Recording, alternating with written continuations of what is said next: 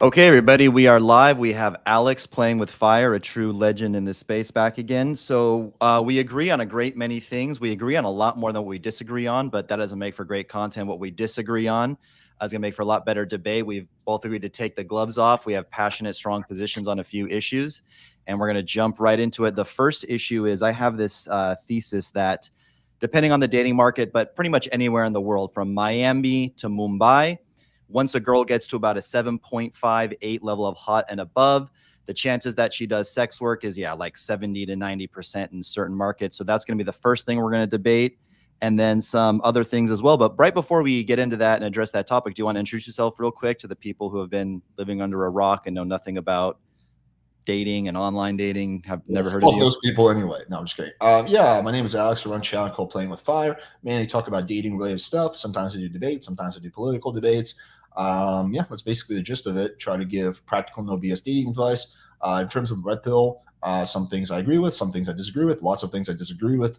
I'm going to probably heavily disagree with some of the things that Casey brings up. But yeah, there's a lot of stuff we agreed upon that's just not going to be discussed. So just as gives perspective. Yeah, Casey's a buddy of mine, so I wanted to do this because I think it'd be fun. Awesome. So yeah, I think I've said what I needed to say, and I have a lot of evidence on that. I'll talk about some of like how I came to this conclusion, and why I think this, and some of the patterns, and then I want you to kind of just jump in and talk about this. But here's basically how I came to this conclusion. So, well, first of all, let me ask you this: would you agree or disagree to this? When you're talking about getting a 5 or a 6, maybe even a 6.5, it's almost like girls exist in two categories. There's girls that are a 6.5, 6.75 and below, and then 7.5 and above. And comparing those two categories of girls is like a house cat to a lion. The level of difficulty is like 32 times harder. It's like on like a graph, it would be like a vertical spike and like a hockey stick difficulty from going from like a 6.5 to a true hard 8. Would you agree or disagree with that for starters? Let me give a nuanced response. So, if we're talking about like as a guy hooking up with girls, like girls who are 7.5 and above and girls who are 6.5 below, I would say it is a bit harder with the girls who are hotter. Especially once you get to like 8.59 and above. That's where I think really the point you're trying to make, that's where I think it begins. I don't think it begins at 7.5. I think it begins closer to 8.5. But in terms of like overlap, in terms of what they're looking for, in terms of things that's going to work, things that's not going to work, I think they're definitely not two different species. They're the same species, both hyperbolically and really. And yeah, I think that there's going to be much more overlap between those two girls than there's going to be differences. But yeah, I would say that I would agree that when you're going to like 8.5 and above, those girls are going to be a little bit more tricky to get. But when I say tricky, I don't mean like you have to do something totally different. I just mean that like your game has to be even more on point. Yeah. So again, let's just start here. I don't think that they're a little bit more tricky or that they're just, like a little bit harder. I think that, well, for starters, 1/3 of men in the United States has not had sex in the last year. I don't know if that's for a specific age range or if it's all men, but it's something like that. It is, yeah. So I actually looked at that study. So it turns out that under we look at 20 and below, 50% of those guys have not had sex. But when we go to like 25 and plus, only 2% of them have not had sex. 25% and over. 25 years old and over. Sorry, you're saying 25% of men. No. Let me clarify. Kind of just No, sorry, 25 years and older. Yeah. 98% of them have had sex in the last year. Yeah. All right. Well, I don't know about that. Let me wait. Sorry. Let me preface it by saying that I could be either. I'm not sure if it's had sex. I can double check the study. It's either they're not virgins or they've had sex in the last year. I can quickly find out by double checking the study, but it's one of those two. Well, you can if you want. I don't know if it really matters because my comeback to that would be like, what percentage of those girls actually look good? What percentage of men do you think, without paying for it in any way? Yeah. So like, again, look, if he wants to take a girl to a nice fancy dinner, and I'm not talking about that. If, when they're dating, there's vacations involved for the two of them. I'm not talking about that. I'm talking like pretty much explicitly paying for it.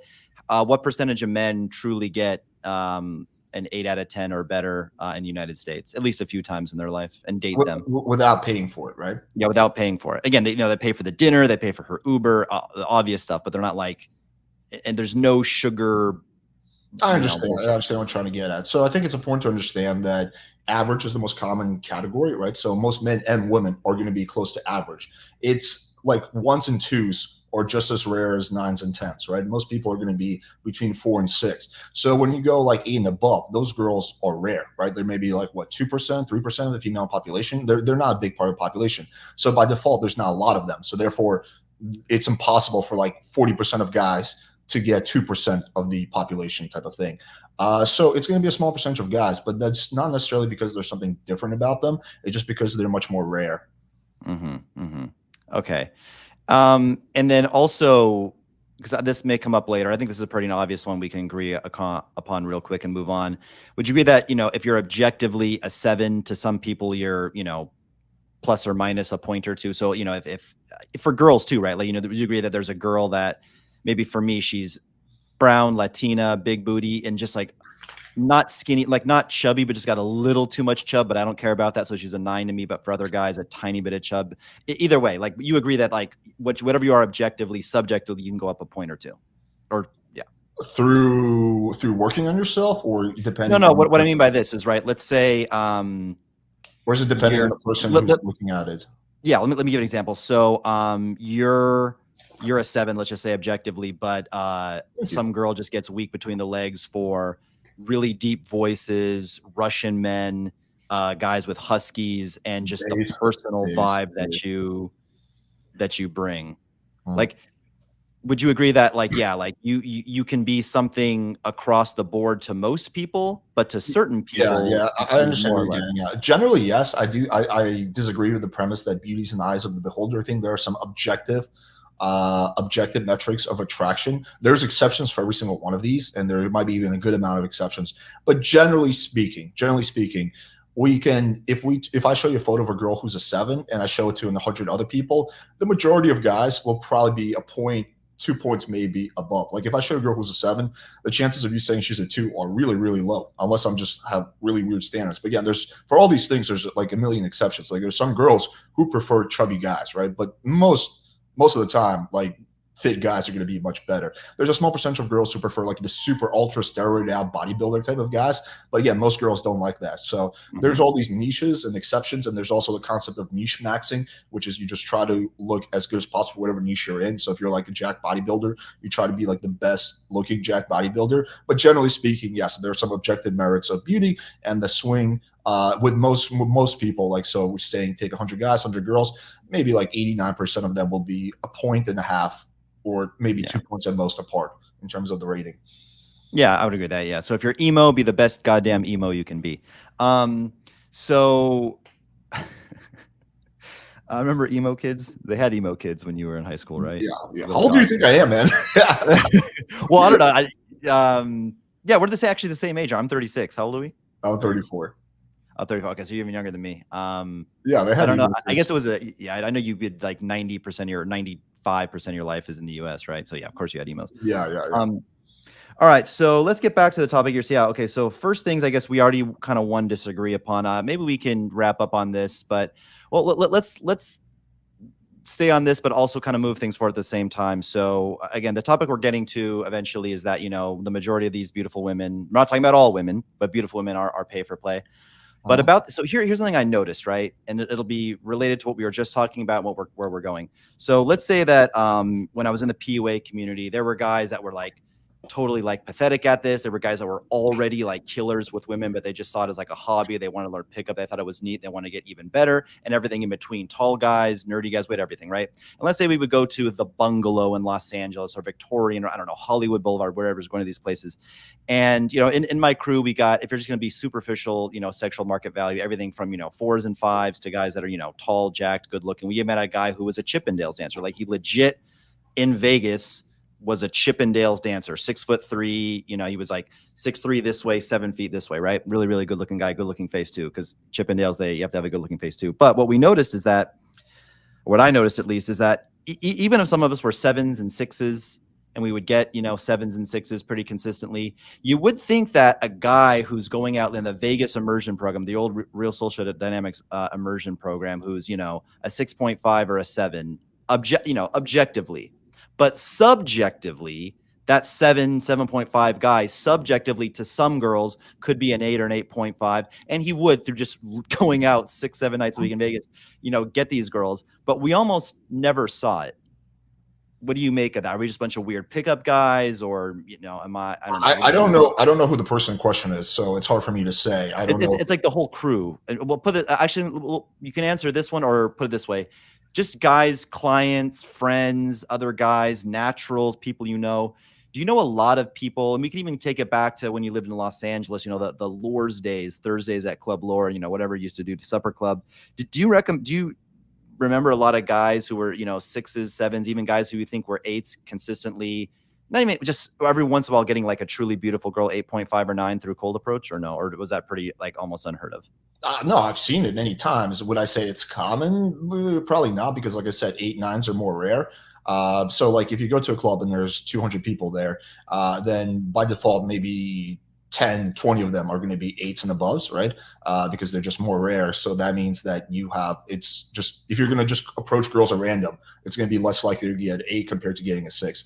But yeah, like I know, like my old business partner, David Swift, he was obese. I don't know if he's still fat or not, but I think he's lost some weight, but he used to be like 280, 300 pounds. Definitely 5 and below, I think, in terms just because of the weight. And I've seen him pull some stunning girls. In fact, if people are doubting this, they can go to our website. I still kept some of these up. Go into Love Reports and you can see some of the hot girls he's hooked up with. It'll just say by David, but you can literally see some of this. So I've seen him hook up with 8s and 9s, right? And he was fat, but he's kind of an exception a little bit because he has really good game. He's got really good frame control and stuff like that. But yeah, it does happen. And I think that's the whole goal of pickup, is getting to a point where you can have the quality and quantity that you want. But if you guys achieve that like ultimate goal, I think that from what I remember about the RSD circles, the inner circles, because that's how I kind of got into pickup too, is most of the guys there sucked, just in general, sucked with everybody. And occasionally they got lucky here and there with like a 6, but yeah, like a lot of the guys sucked. So I didn't really see too many guys in the RSD inner circle crushing it. Maybe a few, but once I got outside of the RSD type of environment and started meeting like more of like the coaches and the guys, like guys like David, then yeah, I saw quite a few guys who were crushing it. But yeah, like I said, they're not the norm because very few guys can get to that level of game. Of course, being good looking gives you a massive starting advantage, right? But I've also seen case studies like clients or just people I know who are good looking, 8s and so, who struggle to get like even 7s, right? So it goes both ways. But overall, you would agree it wouldn't be unheard of, but it was quite rare, I guess. Depends for the guy. For David, it was not rare at all. If you hung out with David, you would see it very, very often. But for the average pickup guy, yeah. But the average pickup guy sucks at pickup. Fair enough. All right. So let's move on then. I'm just going to list off some random things. I'll let you interject at some point through these if you want. And then I'm going to get into, I put together almost like, not almost, I put it a full-on presentation where I'm going to mathematically prove that the vast majority of beautiful women are into some form of pay for play. Can we just quickly establish some parameters so we understand we're on the same page? So can we agree that OnlyFans is the most common type of sex work, or do you mean some other type of sex work when you say this? I would say more common than OnlyFans is being a sugar baby. I would say OnlyFans is the number 2.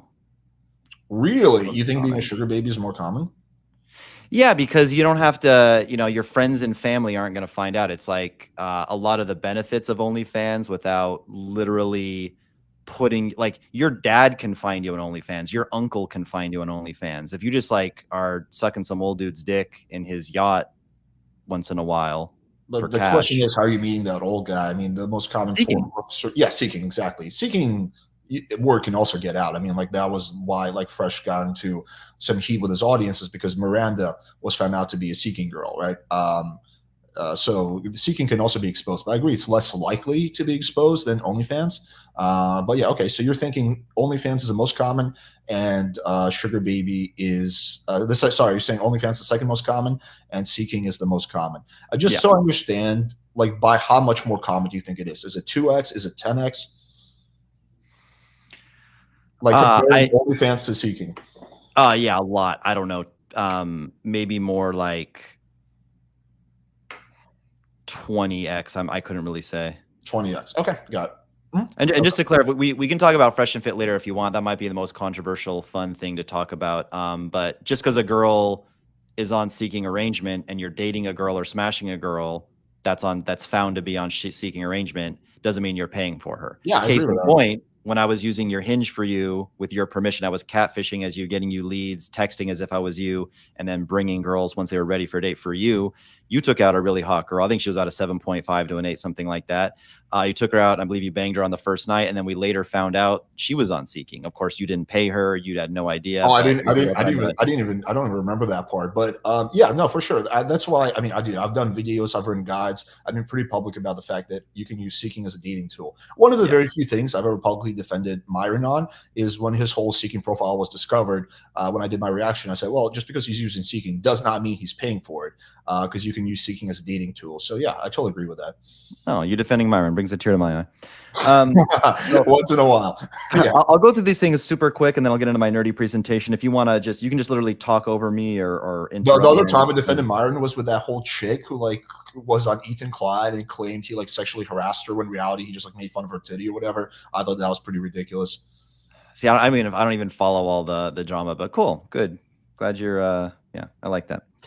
So yeah, here's some things that I noticed.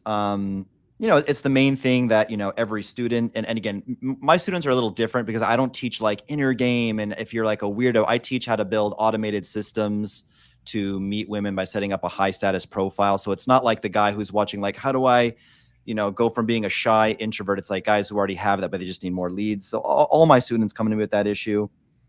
I would notice that in Medellin, and again, remember I said this is from Mumbai to Medellin to Macau. I don't know. This is everywhere.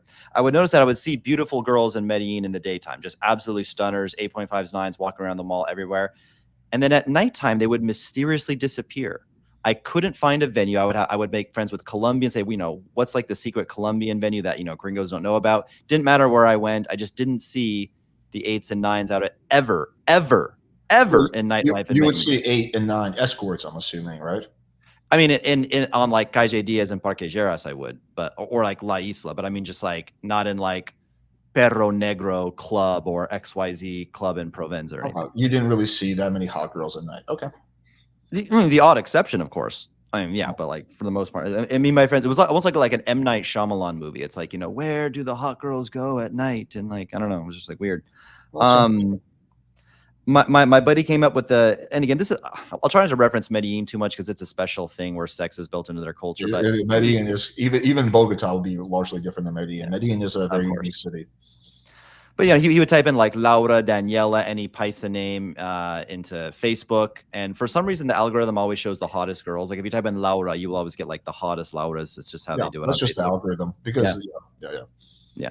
And increase engagement. And you would message them, proposition them. 80% would say yes, and it's not like some hooker network. It's just a random girl whose name is like Maria Alejandra.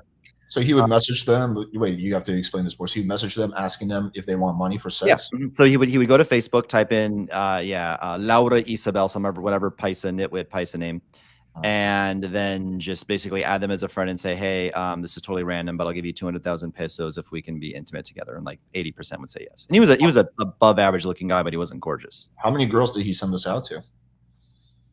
I mean, I couldn't say, but I mean, like when he did it, they all, 80% said yes. No, but like how big was the sample size? Was it 10 girls, 100 girls? No, more than 40.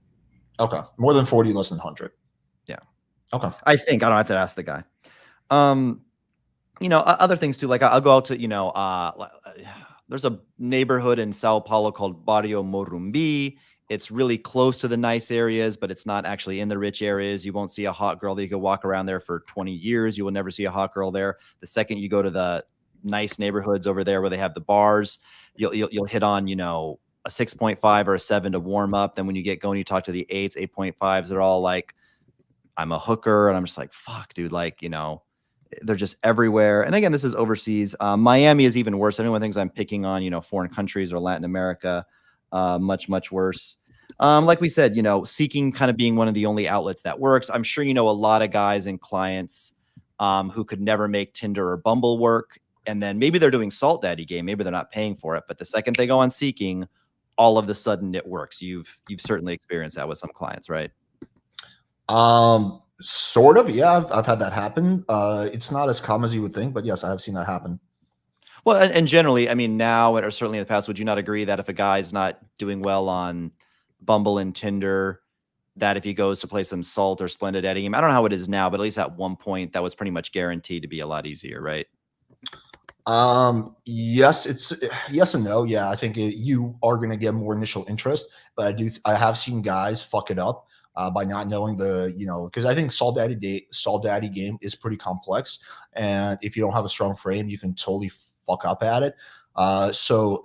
Yeah, generally you can get more interest on seeking. You have less competition there. I think that's the main thing that comes down to, and most of the guys on there are like old and weird, so you kind of stand out. So yeah, generally. All right. All right. Now I'm going to get into my nerdy presentation. We're going to do some math and numbers and stats, which will be fun, but I'll make it engaging. I'm going to present. I don't know if can I share my Yeah, you can. face? Well, I'm not going to share my screen, but I don't know how to use this StreamYard shit. I don't know if I can. What are you trying to share exactly? This thing. It's a Google Sheet. Just hit share and then you can pick that. Let me try one more time. I'm going to hit stop sharing, present, slides, extra camera, video file, screen share, entire screen. I don't think it gives me an option to have whatever. For the audience gets bored. Oh, someone says, what is seeking? Seeking arrangement. It's a sugar daddy website. We'll just do without our faces for a second. So, yeah. I have a nerdy presentation. Let's just get into it. So according to SimilarWeb, which is a website kind of like Alexa, if anybody remembers it, it's analytics. It's web analytics. They give you website analytics. So according to, this is the last month or last 30 days, whatever, 9.3 million users, but this is misleading because they count, page visits. But each person visits. Misleading. Yeah, each person visits about 12 pages on average. I couldn't find out the number of unique visitors. I'll redo these numbers when I was just quickly researching and I found out how many Americans are using sugar daddy websites, like primarily seeking, but also includes other ones. You want to take a guess what that number is in America? Men and women, both? Yeah. And you're talking about lifetime, they've ever used it, or recently? Yeah, like people who've ever used it, yeah. Okay. Of all Americans, all people, so this is including old Everyone. people and ugly chicks. Yeah, I would say 5%. No, it's 1.3 million Americans. We have 300 Americans, so it's less than 1%. Okay. Yeah. All right. Well, you have to be a hot girl or multimillionaire to use it, to how it's being. Anyway, that's interesting though. So let's go through this and then let's come back to that. So yeah, seeking 9.3 million page visits, but it's divide that by 12. We'll get into that later. They say that about 2/3 of the traffic comes from the United States. We're focusing on the U.S. for the purposes of this. Surprisingly, it's only 1/3 women, 2/3 men. I would have thought it would be a little bit more balanced, but it is what it is. So if we take and someone could check my math on this, but I know I'm right. This should be visitors, not users. I'll change that later. But 9.3 million page visits times 2/3 of them being the Americans times 1/3 of them being female users times 0.0833. That's 1 out of 12 because the average visitor visits 12 times. About 167,000 unique female visitors. So from the 9.3 million page views of unique female visitors in America, 166,667.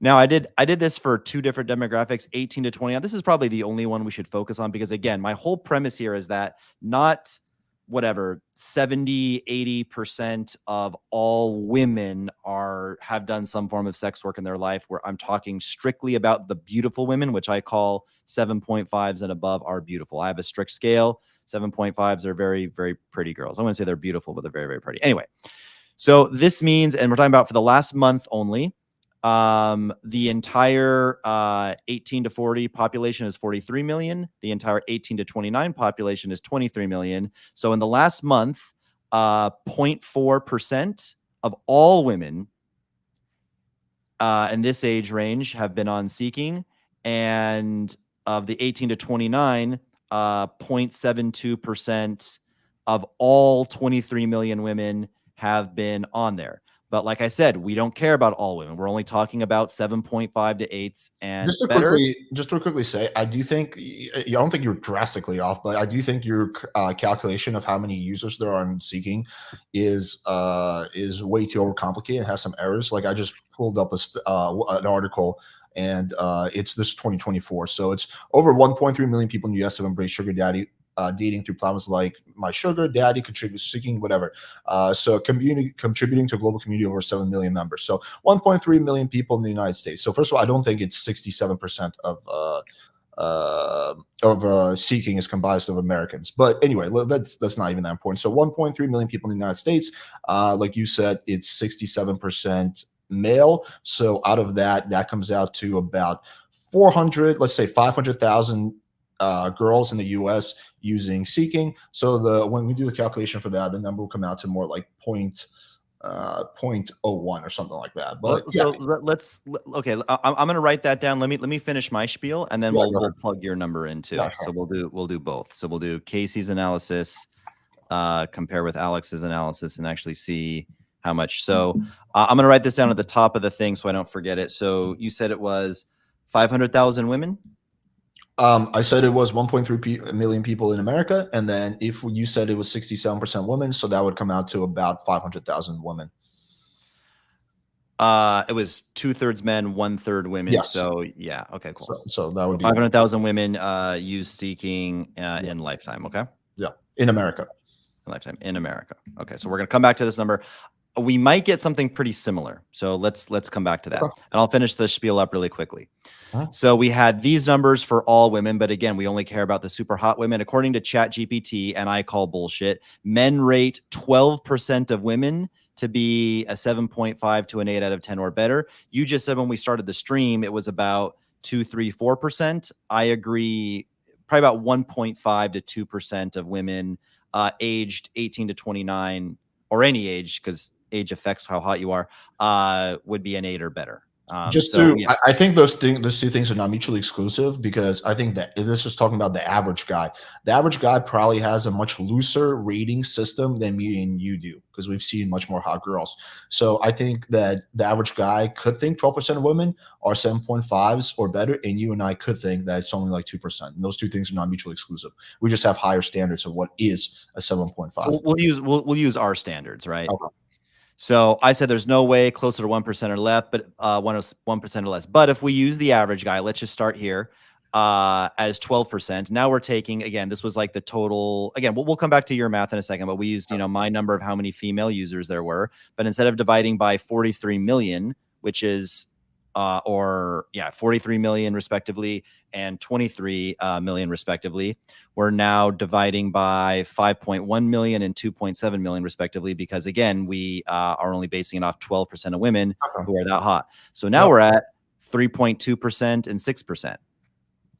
And I average that out, more roughly, 4.6%. And we shouldn't even really be including the women that are, Wait, I'm sorry. I'm really lost on something. So the 3.2%, you took the number of what is 160,000? That's the number of so this is total page visits times 1/12, because the average person visits the site 12 pages. So, and then America, and then female users. So that is the number of female users in America. The number of female users on Seeking in America. Yes. Okay, and then scroll down once again. Let me see that. So then you divided it up by the total number of the female users. Female. So this is 166,000 is a total number of female users in America, and then 5,160,000 is the total amount of women that are hot. Yeah, it's 43 million total women aged 18 to 40. Okay, 43 million. I can tell you the problem with your calculation right now. So this number, 166,000 female users, is all girls. No, it's not rating. It's all girls that visited Seeking, right? Every single girl that's been on Seeking. So you're supposed to divide that. So you're supposed to divide that by the total number of women out there to get the percentage, but you're dividing it by the number of hot girls, right? But so by you doing this calculation like this, it would imply that only girls who are 7.5 and higher are visiting seeking. That's the problem with the calculation. You're dividing it by the wrong thing. You're right. You're right about that. And I have noticed that there are a decent amount of ugly girls. But let's go with this for now. But you are right. So that is a lot. Just importantly to clarify, if it's 3.2%, it is 3.2% only if every single girl on seeking is above 7.5. Correct. Yeah, and probably about 50% of them are not. So I would say it's much higher, but okay. No, I'm saying about, well, okay, what do you think? So I think from what I've seen on seeking, I would rate maybe okay, if I'm being really generous, I would say 20% of the girls are legit 7.5 and higher. Okay, I'd say it depends on the city, whatever. But here's my answer. I have a rebuttal to that. So you are right. This number is a little bit flawed here. This number is correct here, but it's flawed here because we didn't subtract. So we have about 4.6. This is in the last month alone. So, and this is also does not include women who have used it in the past, women who have used it. So again, this is the last 30 days, boys. This is the last 30 days alone. And again, let's just go with these numbers again for a second. 4.6% of beautiful women have visited seeking in the last month alone. And this does not include who have used it in the past at any point in their life, who have used other sugar daddies websites, who are webcam models but don't use it, who are strippers who don't use it, who are escorts who don't use it, who are using some other form of sex work, or women who are technically not sexy sex workers. They're technically not sex workers, but filter out any guy who isn't like loaded rich as long-term dating potential. That does not make you a sex worker per se, but it's a gray area. It's like go-go dancer compared to stripper. A go-go dancer is not a stripper, and a girl who only dates guys who make 500K to $1 million a year and above is not a sex worker, but they're gray area. So here's the thing. As we all know, it's not, 12% that are 7.5 or better. I mean, heck, 60% of women 18 to 40 in America are fat. They're above 150 pounds. I'm gonna wrap this up real quick. If we go based on these percentages, which you said, let's do the 18 to 29 range, right? And you said about, 3 or 4% of women are actually, 7.5s and above. It would be, much higher. And you would say, well, yeah, these numbers are bullshit because you're filtering out the super baddies from the denominator, but not from the numerator, right? You're filtering out the baddies from the total population, but not from the total population on seeking. And I do get that, but then I think this, would make up for it and then some, because we're still only counting 30 days. Like, so even if my number here is like, let's say 3% of girls are above a 7.5 to an 8 or better, which they're not. It's even less. It's more like 2%, so 36. Let's compromise and say 30%. Again, I get that 30% may be high, but think about the fact that this is the last 30 days only. It's only seeking. It's not other sugar daddy websites. It's not escorting. It's not stripping. It's not webcam modeling. And then I think, maybe that number actually, does start to hold up. Yeah, I think your calculations are deeply flawed. So let's do my calculations. I'm also not convinced about how you got to the number of active seeking users every month. So I said 500,000 women have used seeking in a lifetime, right? So we need to divide that by the amount of girls who are out there total. So we need to divide that by the total amount of women out there. Let's do let's do 18 to 29, yeah, to make this a bit more realistic. We can't, because if we do, so we have to divide that later on. So if we divide it now by 1829, we're gonna get to the wrong number. So you'll see the calculation, but we can't divide that by that right now. So we need to just look at all women, because when they say 500,000 women, they're talking about all women. So you have to divide it by all women, and then we can narrow it down even further. So let's see, total number of women. Let's just say we know about 300 million people live in America. Let's just say half of them are women. So let's do 150 million. 150 million, right? Be like 1/3%, I think. Yeah, well, let's do that, and then we'll narrow down a little bit more. 500,000. I'm going to do it on my end too. Divided by 150 million women. Okay. I came out to 0.3%. Is that what you came out with? Yeah, 1/3%. Yeah. Okay. I mean, so I didn't need a calculator. I could just look at that in my head. Yeah. Oh, look at you. Okay, so 0.3% of women total, like out of the total female population, have used seeking. Now we can divide it up even more. So let's see what percentage of girls. Now we need to look at what percentage of girls are in the range that we're looking at. So scroll down. We can do 18 to 40 or 18. I think 18 to 29 because it's really hard to be an 8 or a 9 when you're above 29. 18 to 29 is 23 million.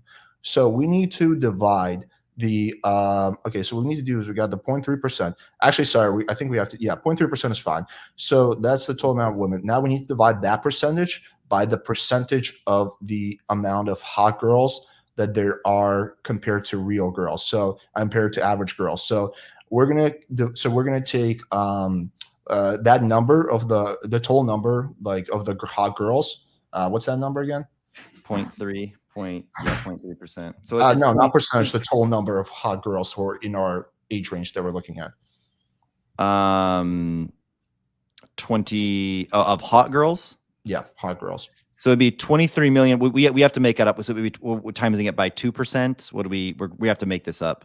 Okay, so wait. So I thought this was the number of total hot girls who are in this category. No. Or of women. Okay, we can do it a simpler way. So we're talking about, let's just say 1% of women. There's 23 million 18 to 29-year-old women of all ratings. There's 23 million. Okay, 23 million women of all rating. So what we need to do is we need to take 300. We need to divide that by 150,000. So we can see what percentage of the total female population is hot, or is in the demographic that we want. I'm a little lost because that comes out to about 1,500, but no, the percentage. So we're taking the 23 million dividing by 150 million. We want to find out what percentage of the total female population is in the age range that we want. So 23 divided by 150, 15%. Okay, 15%. All right, so now we have a percentage. So now we need to take 0.3% and divide it by 15%. So 0.003 divided by, that comes out to 2%. No, we're dividing 0.3% by 0.3% divided by 15%. So I think you missed a zero. 0.003? Yeah, 0.003 by divided by 0.15. Yeah. Yeah, 0.02 is 2%. Am I flipping the calculations? This is supposed to be 15% divided by the. I think we're getting too off into stats. I think maybe we can come back on a different one. Okay, well let me simplify. So 0.3% of all total women have used seeking, right? So there's no way that it can be like 50% of hot girls are using seeking when the total number is so low, unless we want to say that it's just mathematically impossible. Unless we want to say that even if we say every single girl on seeking is 7.5 and above, it's still not going to come out to like even 40% of hot girls using seeking. Let's go more anecdotal, and then we can talk about this, stats stuff again, because we're probably, boring people to death and stuff. I'll definitely come back, maybe. You see the point I'm making, though? Well, yeah, I mean, I see the point you're making, but I also don't know if I believe that study to begin with. You said, well, the study said this, so we're starting with this number. Who the fuck conducted that study? The same people who conducted the, Pfizer trials? Do you know what I mean? Like, I don't know who the fuck. Then can't we just throw out your study and say, well, who the fuck conducted your study? Well, SimilarWeb is a web analytics company. They have no agenda. They're not trying to prove anything. It's just you can take SEMrush. You can take there is a way to do this. Like computers can spy on other people's web traffic. We can't just arbitrarily throw out one. First of all, these are not studies; these are articles. We can't throw out one article, not another one, unless we have good cause to do that. Right? These aren't articles. These are like machines that detect traffic from IP. I don't know how they work, but they're fairly for large websites, they're accurate-ish, within maybe plus or minus, 20 to 25%. Look, without getting into the, seeking Google Analytics account and all this stuff, this is why there's not going to be any study that we can trust. It's also probably protected by privacy.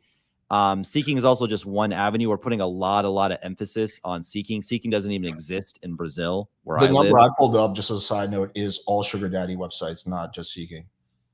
Right, but again, we have to put our confidence in that study, and then I have to, think about, okay, if it's so supposedly so low, then how come when I would run, Tinder and Seeking at the same time when I was living in Vegas, or when I was doing one client for Seeking for you in Miami, and I was running your Hinge in Miami, why would I see like half the girls that I saw on your Hinge, many of which I matched with? Because there's unequal distribution, so there's going to be disproportionately high amount of girls that are using Seeking in cities like Miami and Vegas. But Miami and Vegas is the girls. But there's also a proportional difference of hot girls. I don't care about the girls in Ohio and Nebraska and Idaho that aren't on Seeking because they're fucking threes.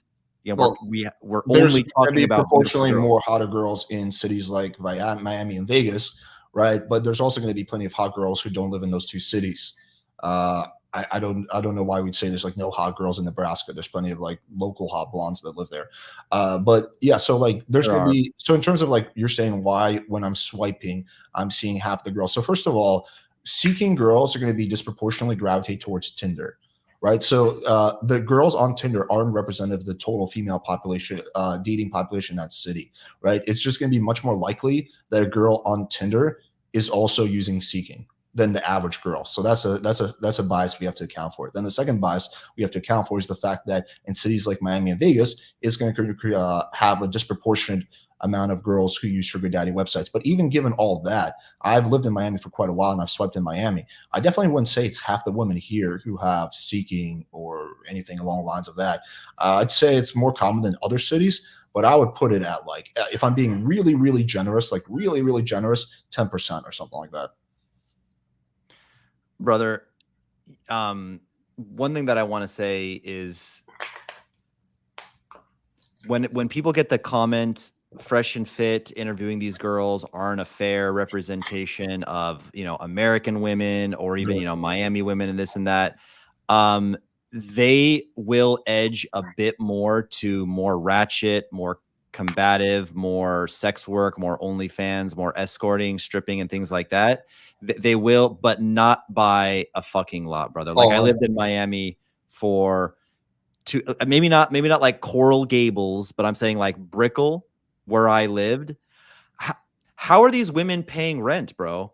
Like I want to get off. Like, okay, I'll come back to this. Wait, let me just quickly address this, the disproportion argument. I think it's largely disproportion. I live really close to where Fresh and Fit, or I used to live up until a month ago. I shoot my street interviews in Brickell. There's a massive difference between the girls you see in my street interviews and the girls you see on Fresh and Fit. The average girl walking around is very different than the girl that's on Fresh and Fit.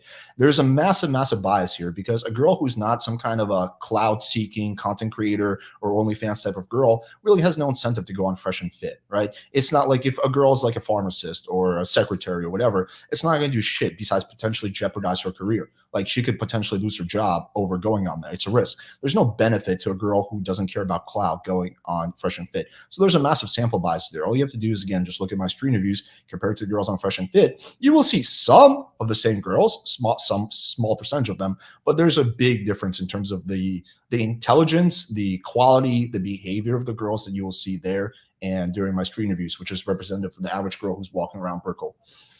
So what's the average rent of a decent place in that Brickell area? Brickell is expensive. So Brickell, yeah, 4K. Brickell, yeah, you can get a one bedroom apartment for like 2.5K probably at the lower end. Yeah, a shitty one. So probably like median is maybe what, like 36. But you have to keep in mind though that most of the girls walking around Brickell don't live in Brickell. They live on the outskirts and they go to Brickell for work. When I go to visit you at your building, when I go to Fresh and Fit's building, when I go to Panorama, when I go to the building that I used to live in, Latitude on the River, I mean it's 50-50. 50 males, 50 females. And no, I'm talking about something different. I'm talking about the fact that when you like most of the girls, they're walking around Brickell, they don't live inside Brickell. They live somewhere cheaper. They just commute there for work, for gym, for social things. But I'm talking about the girls that I see as I'm going up to the 75th floor of Panorama, in the lobby, going to the Fresh and Fit studio more than 50, 60, 70 times. I visited you a couple times at your place. I guess not your new place. What Icon, whatever, what was the old place? Yeah. You know, bougie building. The girls in Whole Foods that I see, you know, walking home with their grocery bags in their hands, you know, not taking it by car, that must live close by. These women are not entrepreneurs. They're not copywriters. They're not making funnels. They're not writing blockchain technology. They are living off of a man. A man is paying for their lifestyle. They are beautiful women. A small percentage of women in San Francisco or wherever once upon a time spoke up for all women and said, we need to be independent and not rely on our men now. They spoke up for all women. And then quickly they said, oh shit, this thing you call the 9-to-5 job sucks. And because now we have twice as many people in the job market as before. It used to be only men in the job market. Now you have twice as many people, men and women, in the job market. So what happens to wages? They go down a lot. Supply and demand. You have too many workers. Now the companies don't have to pay them much. So wages go down, inflation gets crazy, and women go, damn, this whole 9-to-5 shit fucking sucks. I don't, you know, I wish I didn't sign up for this. Wouldn't it be great if a man just sponsored my life and I could just kind of float around and like, you ever notice how hot women, they just like walk through the world with this ease? It's because they're not worrying about bills, man. They got some guy paying for them. And you just answer me that. Like, the girls that I've specifically seen in Panorama, in Icon, carrying their bags from shopping for Whole Foods, going back to their 3 to 4K apartments, are they brain surgeons? Are they did they invent a new type of drone technology that keeps the camera? Like, what do they do? How are they affording that rent? If a man's Yeah, so just real quick, we have to acknowledge the massive sample bias there, because if you're talking about buildings like Panorama and Icon, I will agree with you that there's a much bigger percentage of girls who live on there who do some kind of sex work, right? So I would have no problem saying that, let's say 10% of the hot women who live at the Icon or something like that, probably, or even 20% engage in some form of sex work, right? I gotta cut you off. What do the other 80% do then? What are the other? They have just marketing jobs. They have marketing jobs that pay $300K a year. Have you ever heard of a marketing job that pays 300? Let's see, 4K rent. Going off like, okay, if I go off with my girl, 50K. like my girlfriend lives in a nice part of Wynwood, right? She has a marketing job. She makes $140,000 a year, and she's able to afford her $2,500 a month place. Some of the girls have roommates. They have 2 girls living in an apartment, so they get to save on rent that way. Yeah, I'm not denying that there's sure, but she's barely keeping her head above water, bro. That's and good for her. The majority of Americans are living paycheck to paycheck. Sure, and that's a compliment to her, right? So yeah, but so for the and sorry, so you brought up your girlfriend, but I'm sorry, maybe I missed it. The other 80% of girls that live in Panorama that are paying 4 to 5K a month, what do they do again? What are their jobs at 23 years old?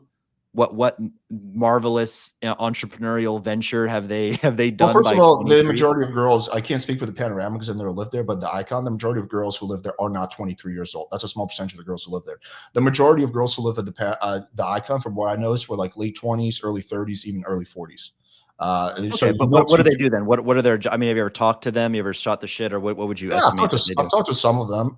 Some of them, for example, have just a small percentage of them just have a trust fund children, whatever that happens.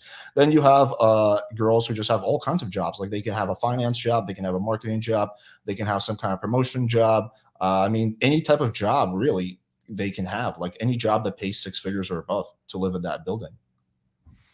There's a lot of jobs mid six figures. By the way, just want to say one thing. Wait, real quick, can I just get something real quick? Sure. Yeah, we'll be back.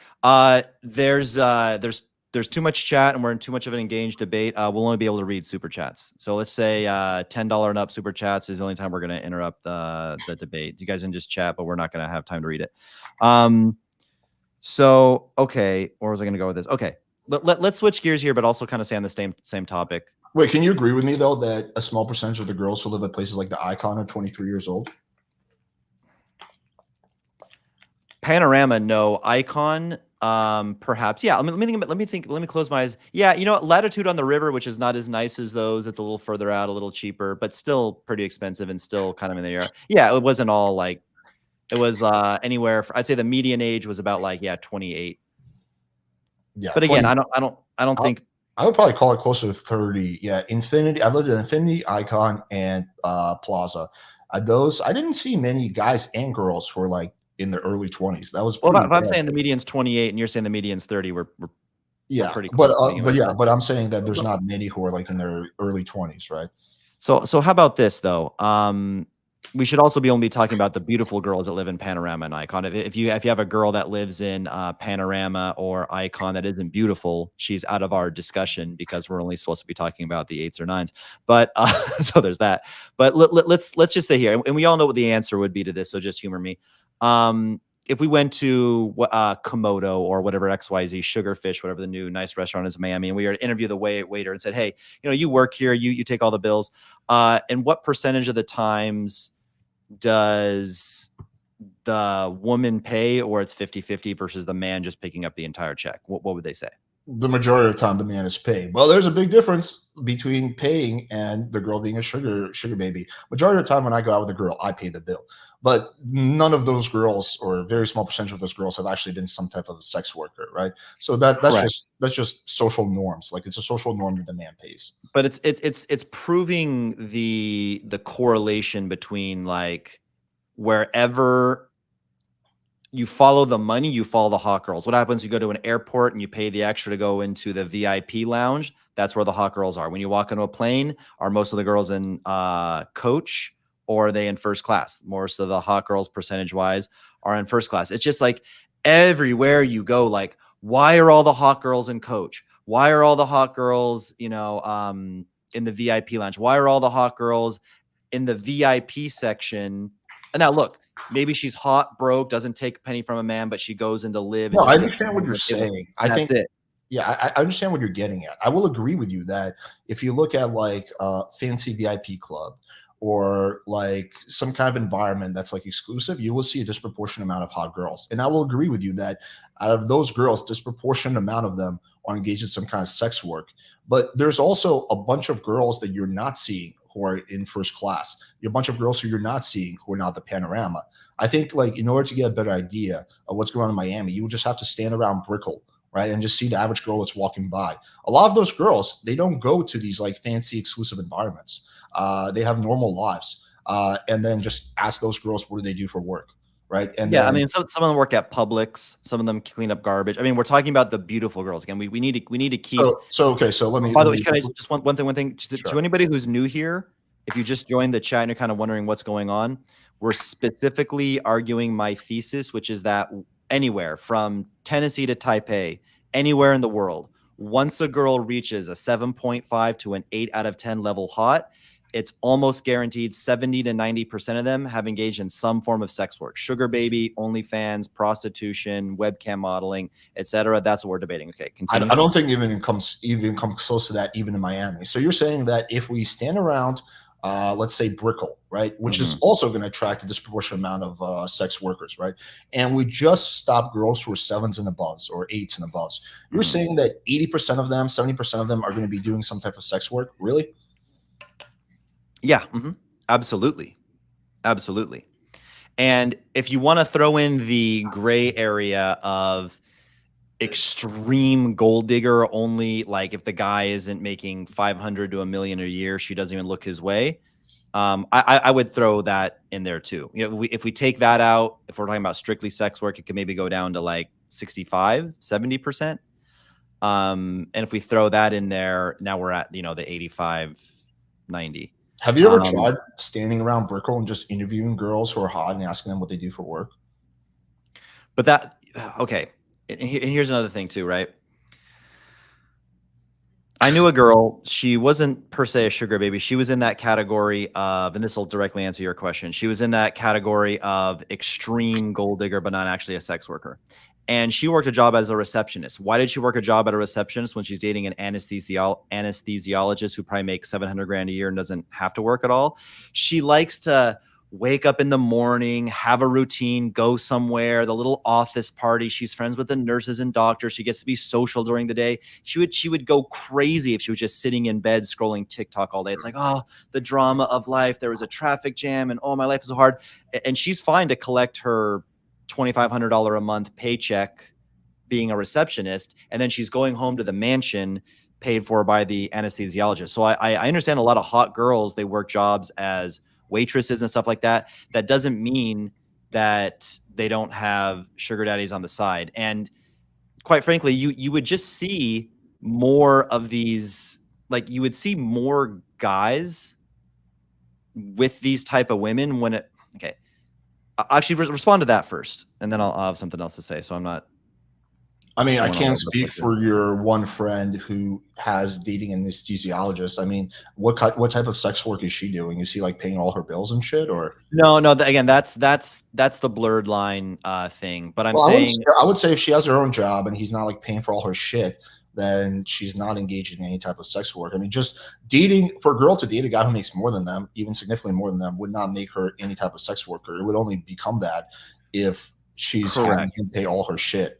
But If what I'm she's- saying is this: if she's open to dating a successful guy that makes 250 grand a year, fucks her amazing, incredible chemistry, that's one thing. 200, 250K, cool. But I'm talking about these girls that strictly like they have to make 500,000 to $1 million up. And yeah, technically that's not sex work, but it's close. It's kind of like the go-go dancer stripper thing. I Is a don't see it go-go as even dancer stripping? close. If she's dating, so this chick makes 50,000 a year, and she's dating a guy who makes $500,000 a year or more. I don't see that. She's just dating a guy who makes more money than her. That inherently does not make her a sex worker or anything even close to that. She only becomes that if he's paying for all her fucking shit. But if that's not the case, then how is she? Well, no, he is paying for all her shit. Yeah, no, he is paying for all her Oh, shit. he is paying for all her shit. So he's Yeah, paying. he's for the man. her He supports her. Okay, so he's paying for her. Do they have kids? No, but Okay. again, here's the difference, right? It's imagine girl A. She floats through life wherever she meets people. She meets a guy here through friends, dating app, doesn't matter. He's charming, good looking. He's her type, amazing connection, and he makes 200 grand a year. And she says, "Cool, great, awesome. I'll just date this guy." And then you have girl B that's like 200K a year. We couldn't even get a crystal for the yacht. And then she's off to the next guy who has to make, let's give a more extreme example. She only dates guys that make, 20 million net worth and up.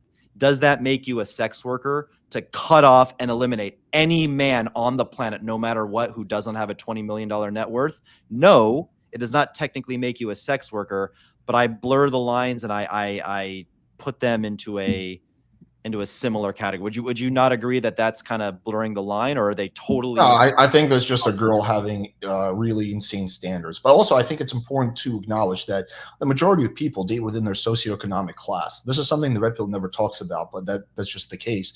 So the majority of poor the majority of people, women are ugly. We're only talking about the hot. This is what studies say. The majority of people. The whole topic is we're talking about 2% of the female population.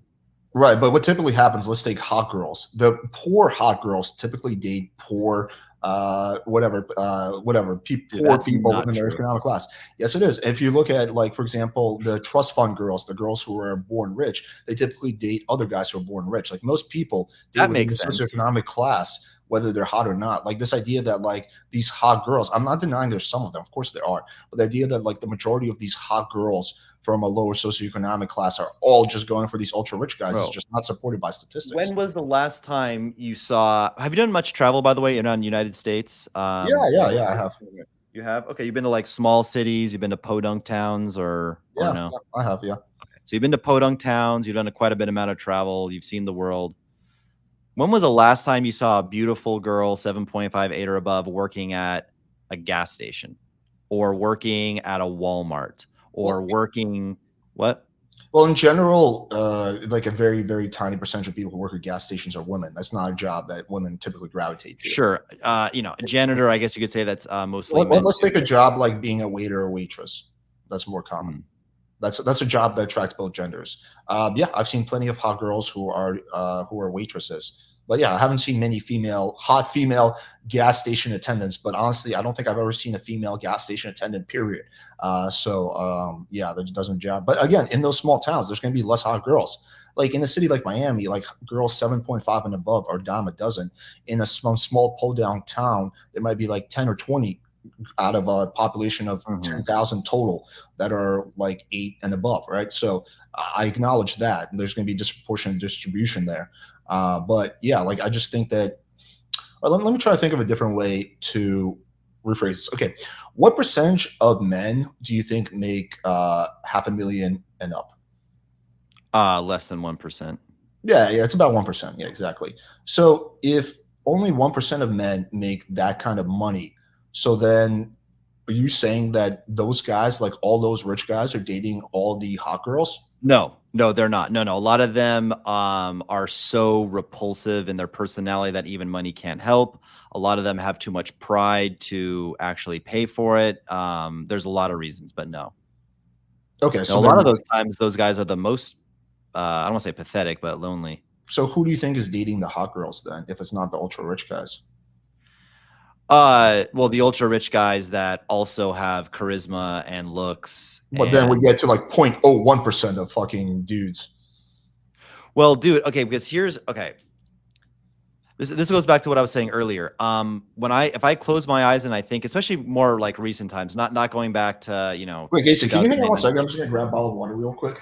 Yeah, sure. All right, chat. This will not be a what you call it, an ethnographic imperial study backed by peer-reviewed bullshit. But yeah, I was just telling the chat that this will not be like a peer-reviewed double-blind study empirical data that we can rely on. But let's just do this. Chat, if you with any degree of commonality see ugly women, sorry, let me say that again.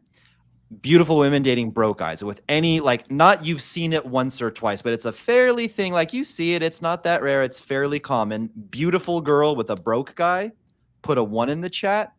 And if you almost never see a beautiful girl dating a broke guy for long term, put a 2. So again, 1, you have seen with regular basis beautiful women with broke guys, and 2, you have very seldomly seen beautiful women dating broke guys. I will agree with you that that part is not that common, because I think there's important nuance here, which is that most girls don't, hot or not hot, don't like the idea of broke guy. They want a guy who's able to support himself, who's at least take care of himself. So I thought you said they date within their own socioeconomic status. Sure, yeah, I guess, but how many of those hot girls are poor, right? Like, I mean, most people are poor. 99% of people when are I poor. say poor, I mean like below the poverty line. That's what I mean. I'm not talking about less than 100,000.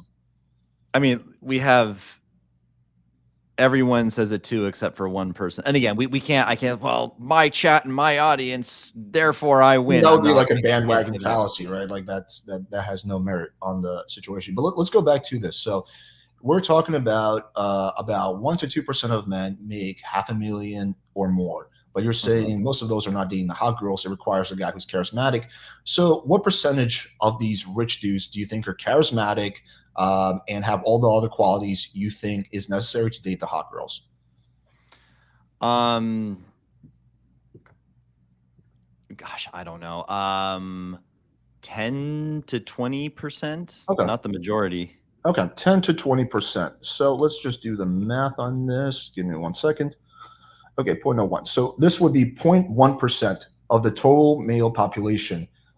It has $500,000 or more and is charismatic and also has the qualities you're looking for. So 0.1%, right? So if we say that 2% of the female population is 8 and above, that's a massive disparity. A guy can really, like, I'm sure there's some guys that date multiple girls, but the majority of people are dating one person. Monogamy is super common. That leaves a massive disparity. There's 0.2% population for only 0.1% of guys, right? The other girls have to be dating someone else. So that means the majority of hot girls. Oh, but bro, we're not talking about who's dating who. We're talking about how many girls are currently or have done sex work. So all the other guys who don't have the qualities, some of them are too shy to pay for sex, or their ego's too great. But a lot of them will just pay for sex.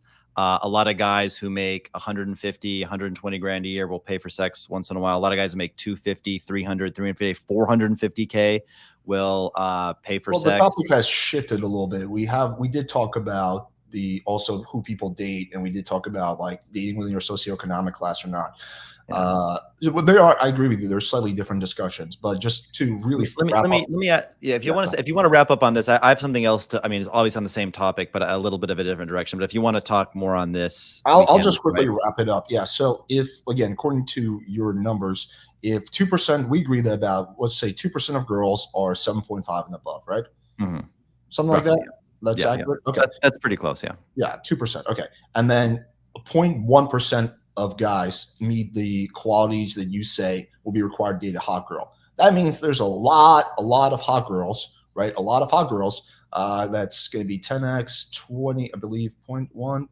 The 20. That's for one. There's going to be 19 out of 20 girls who are not able to date these guys because they're not available. So that means 19 out of 20 of these hot girls have to date someone else besides these rich guys who have the qualifications you said they're looking for. But they don't have to date them. They could just pay them for sex, and then now that makes the girl a sex worker. Well, let's just quickly. Or the girls could be doing OnlyFans on the side. Like, sure, but I'm not even talking about the set. Let's just quickly for a second just table the sex work and just talk about like dating within socioeconomic classes, because I do think it's an important point. Yeah, if your point is that the vast majority of men are considered, non-dateable to women because they have to make above, let's say, $300K a year and have. That's not my point. But in a way, that is what you're saying. Well, then that's my point. I'm saying that the vast majority of men are not dateable to a beautiful woman. That's the point I'm making. Right, but if there's let me do it like this. Okay, there's going to be an easy way I can explain this. So 150. So we have 2% of girls are hot. So 150,000. We're going to divide that by 0.2.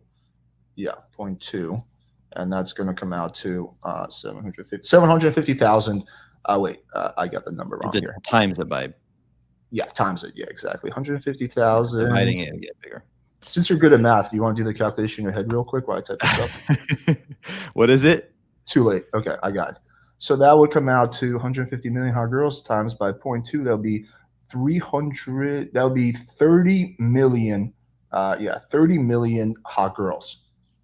Oh wait, no, this is off. This is 0.2. It's 0.02.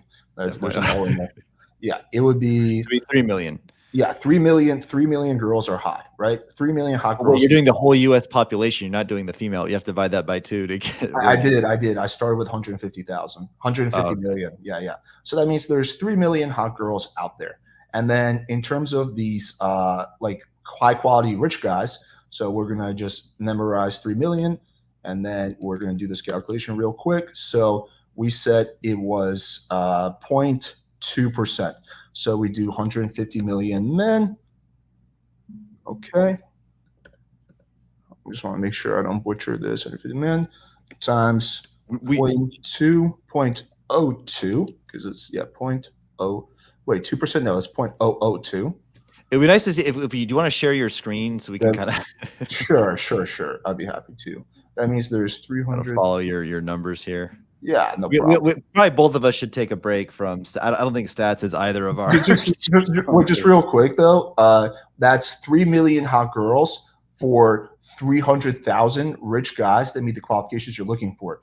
That means that there's a vast majority of hot girls who do not have a rich guy that fits that all the goals that you're looking for. So that means the majority of girls are forced to date outside of the group that you're saying is getting the hot girls. So many ways we can take it. They could be cat ladies. I've had hot female friends back when I used to have female friends in LA, because I would they would help me get into nightclubs and stuff. That would just like not have sex for a year because they were whatever. Anyway, let's move on to something else. If you want to, if we can both maybe prepare some math and debate this, later on, maybe have it checked. I have a friend who's a legit PhD in math. Maybe help with this. We also need better stats than like SEM rush and well, I don't think that the initial part, maybe, because there was like more complex calculation, but the part that I just did is actually quite straightforward. It was, if we just go back to the percentages, 2% of the girls are hot. We didn't account for age range and stuff, like, bro, there's a lot of.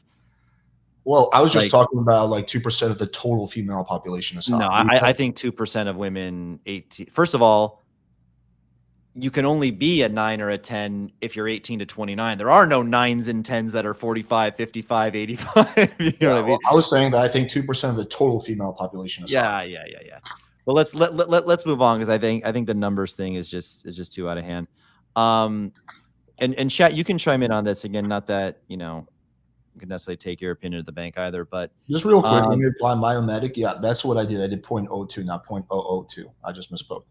Yeah, 0.02 is 2%. Okay, so, and chat, you can chime in. For anybody who's been to Idaho, Wisconsin, Nebraska, any of these places, I've even been to a neighborhood called Morumbi in Sao Paulo, and like, it's Brazil, dog. Like, it is Sao Paulo, Brazil. If you've ever like looked at Brazilian porn, like, you know what Brazilian women look like. So even in Morumbi, but let's just say for anybody who can, Pittsburgh, I don't care what it is it or is it not feasible? Again, Alex, not talking about Miami. And for you in the chat, that in some town in Cincinnati, you could walk around for days. You can go to the shopping malls, you can go to the sports concerts, you can go to university campuses all day long. And yeah, South Dakota, and you would just swear on your life there's like almost no 8s or 9s here. Like yeah, I saw some pretty blonde girls, some thin blonde sorority girls, maybe a 7. Let's even say 8s and above, not even 7.5s. Would you agree that, yeah, walking through Cincinnati, you're going to be walking around for a very, very long time before you encounter an 8 or a 9 in Cincinnati? Like not days. No, I think if you go to a place like I've never been to Cincinnati. I've been to Albuquerque. Would Albuquerque be probably the same type of? I think Albuquerque would be a little bit better than Cincinnati, but yeah. But we can even use Albuquerque. But Austin or chime in here. And you guys are from like a suburb, like Torrance, California, or something like that, where I could walk. I could go through, I could just drive through Torrance, California, and look at every driver that I pass. I could try to find, if there's like a fun run, and look at everyone participating, hundreds, thousands of people. I am not going to see when I go home to visit my family. Then again, I'm not like out looking, but I'm going to the gym. I go to the mall every once in a while. I'm just saying, like, could we agree that they're like very fucking rare? You almost don't fucking see them. Like, that they're pretty hidden and pretty rare. Like, you have to walk around for days before you see one. That type of rare.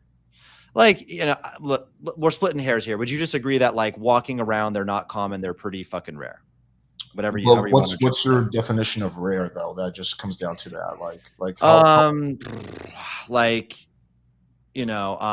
I don't know. You would walk and do errands. You would go to Cincinnati. You'd go to the supermarket, gym, maybe go a stroll in the park. You do that for a few days, and you would see very minimal, if any. That's my definition of rare. If any, then no. If you're talking about minimal as in like 10 or 20, then maybe, yeah.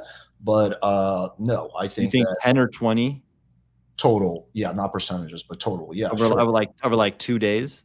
Yeah. If you're walking around for 2 days, yeah, sure. I've never been to 8s Cincinnati. and 9s. Yeah. I've never, like I said, I've never been to Cincinnati, but I can talk about sister cities. I can talk about Jersey, like Hoboken, which is where I've gone out many times. I can talk about Austin and Dallas. I can talk about Long Beach, which is close to Torrance. Those places, I agree, they're not as common as in West Hollywood or as in Brickell, Miami, but you definitely still see them. Okay, so chat, you can chime in. And if you live in Miami, Medellin, Barranquilla, Buenos Aires, we're not talking to you, but if you have grown up, or if you know of like a very regular place, like, what's a regular place? Some suburb of Colorado. That's what I define as a regular place, whatever. Well, some suburb, I would agree with you in the suburb, because there's not many people walking around, period. I'm talking about in cities though. Sure. Or, even Tinder in those places. Let me know what you guys think. If, just put, hotties are common, hotties are not common, and we'll see if anybody wants to chime in. I can say from personal experience, Barrio Morumbi, and again, that's not like a ghetto of Sao Paulo. That's 10 minutes and you're in the nicest areas, or just anywhere. What's another neighborhood of Sao Paulo? Raposa, whatever it's called. Anyway, doesn't matter the names. I couldn't see hot girls for ages. If a hot girl was the cure to my cancer, I would die of cancer in these places. Yet, and here's the point I'm making, whether it's Nebraska, whether it's that neighborhood of, Sao Paulo, whatever it is, you go to a sugar daddy website, you go to a strip club, You check out the OnlyFans creators that live there, and oh, there's all the 9s and 10s. There they all are. It's kind of like Well, there's a higher concentration of them, though. Like, I'm not disagreeing with that point. Yeah. There's going to be a higher concentration of hot girls on Seeking and OnlyFans. That's, of course, is true. But we're talking about overall population of that city, not concentrations being higher. There's going to be a higher concentration of rich people at a fucking yacht event or something like that, or some kind of real estate conference. But that doesn't mean the average person living in that city is rich. Correct. But here's what I'm saying. First of all, people don't wear their net worth, to use the rich example, but it would be very plausible that, like, even my parents are technically millionaires. They're retired, teachers. You wouldn't know it from looking at them, but the home is worth, 1.5 million, something Southern California, home. When your net worth is 1.5, close to 2 million, I count that as, rich-ish, I guess. And you could just find them anywhere. Pumping gas, they wouldn't be working at the gas, but, they could just be eating at Denny's. You know what I'm saying? Like, put it this way, like, even if there was a small percentage of, like, I don't know, XY, like if you go to the real estate conference, there's more real estate developers than in natural life, but you would still, like, run into them more. Whereas, like, and hot girls are just kind of mysterious. You ever know, this is kind of a little side tangent. We can come back to the thing.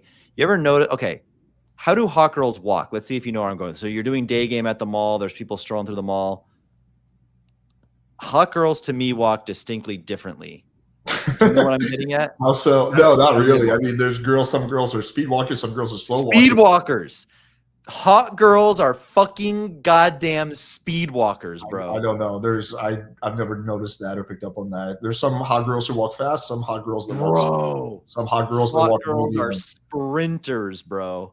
I don't know, man. I just don't think they're like this whole different species type of thing. Like, I think that I don't think there's a distinct difference in how they walk compared to average girls, from what I've seen, at least. Here's why I think that they're a distinct species, bro. It's because when you get to that 8-level hot, you're no longer pump and dump. You're pump and keep. And this is a red flag for women. Again, only beautiful women. If a 6 says this is not a red flag coming from a 6. But if a 9 says, oh yeah, guys are so disgusting, they just want to pump and dump you, they just fuck you once and then never call you back. I have never met a guy in my life that wanted to fuck a 9 who was also sweet, supportive, had a nurturing, feminine personality, wasn't irritating, was good in bed, respected her guy, wasn't arrogant or jaded or weird. And you only want, the gorgeous 9 that treats me well and is feminine and submissive and a joy to be around. On to the next one. I ain't calling that bitch. Well, you're talking about a very small percentage of the hot girls, because, like, if there's 2% hot girls or 1%, whatever, a small percentage of those are going to be those things: feminine, supportive, loving, non-toxic. That's a small percentage of a small percentage. Well, what I'm saying is, the majority of hot girls are not sweet and supportive and loving and all those things. Exactly. But that's not the majority of average girls are not those things either. They're different. Well, doesn't. in America, they're not. But Latin America, a lot are. Yeah, so, I agree with that. On average, a girl in Latin America or Eastern Europe is going to be a lot sweeter, a lot more nurturing, a lot more feminine than the average girl in America, right? Sure. But again, I don't think there's if we take hot girls versus average girls in Latin America, I don't think like a disproportionate amount of average girls are going to be much more likely to be sweet or whatever.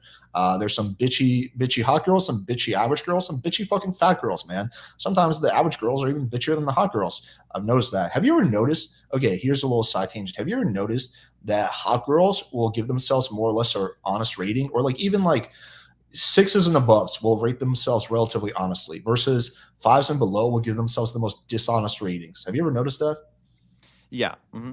Yeah. So I think that in some ways the fat girls and ugly girls can be just even worse than the hot girls in terms of personality.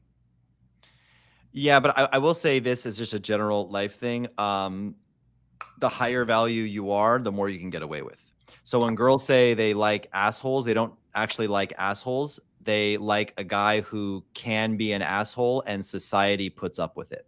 They like a Because if guy you're who's confident, dominant, and assertive, and just so happens that a lot of assholes are those things. well, to even go back to like make it simplify what I was saying, if a weak nerd that has no status or no value or doesn't solve any problems to society, he's just an annoying little bitch that nobody likes, and he acts like an asshole, he's gonna get smacked, get little shoe flies, get the fuck out of here. Who are you? Talk to me like that.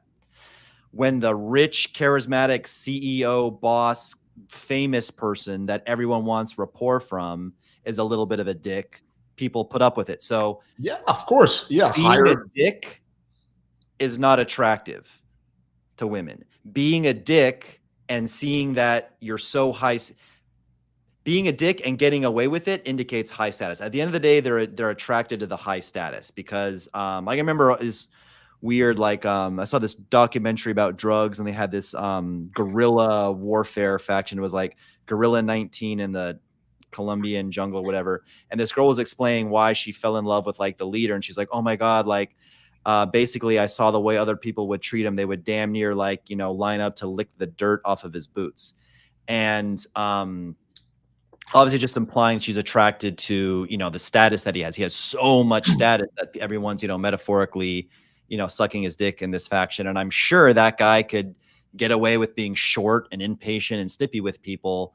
And again, she's not necessarily attracted to the fact that he's doing that, but the fact that he can do that and get away with it. Now let's bring it back to the hot girls. Wait, just really quickly, right? I agree with everything you just said. Of course, there's pretty privilege, and status allows you to go to a lot of shit, and women find status attractive. All that is true. I mean, did you think I was going to disagree with any of that?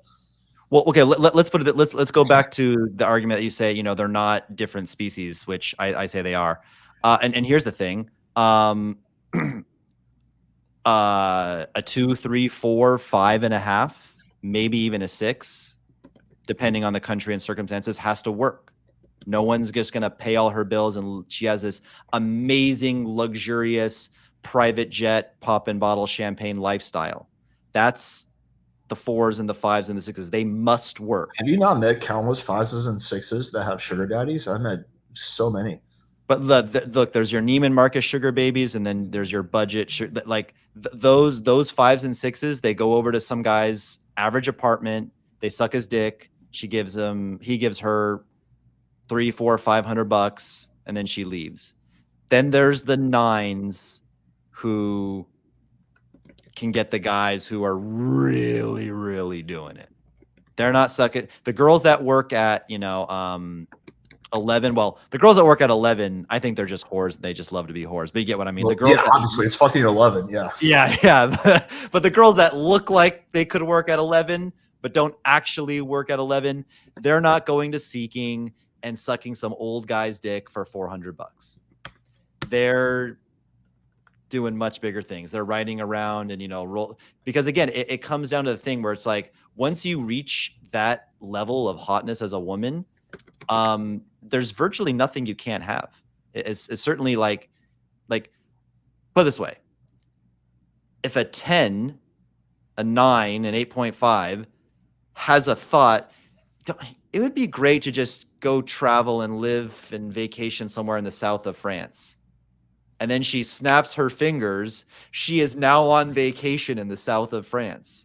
A 4 can't do that. With a weird, creepy old dude, most likely. No, dude, are you kidding me? Okay, listen. This is the golden rule. I'll take her to the south of France. A sugar baby. Well, time out. You won't take a well-behaved. Let's assume she's actually sweet too. You won't take a sweet. I know you have a girlfriend. Let's say other reality, you don't have a girlfriend. Okay. You would not take a sweet, well-behaved 8.5 to the south of France. Wait, let's just establish the context. She's my girlfriend of a few years. I don't know. I'm just saying, man. Like, or is it a random girl that I just met? They're very different answers. Right. Let's just say you've been dating for a month or two. Dating for a month or two, probably would not pay for her trip somewhere far. Probably would not want to go on vacation with her to begin with. I'm pretty particular about people I go on vacation with. But if we've been dating for a while, yeah, sure. I would potentially, if it was my idea, I'll potentially cover her flight and whatnot. And would you do that with a 4?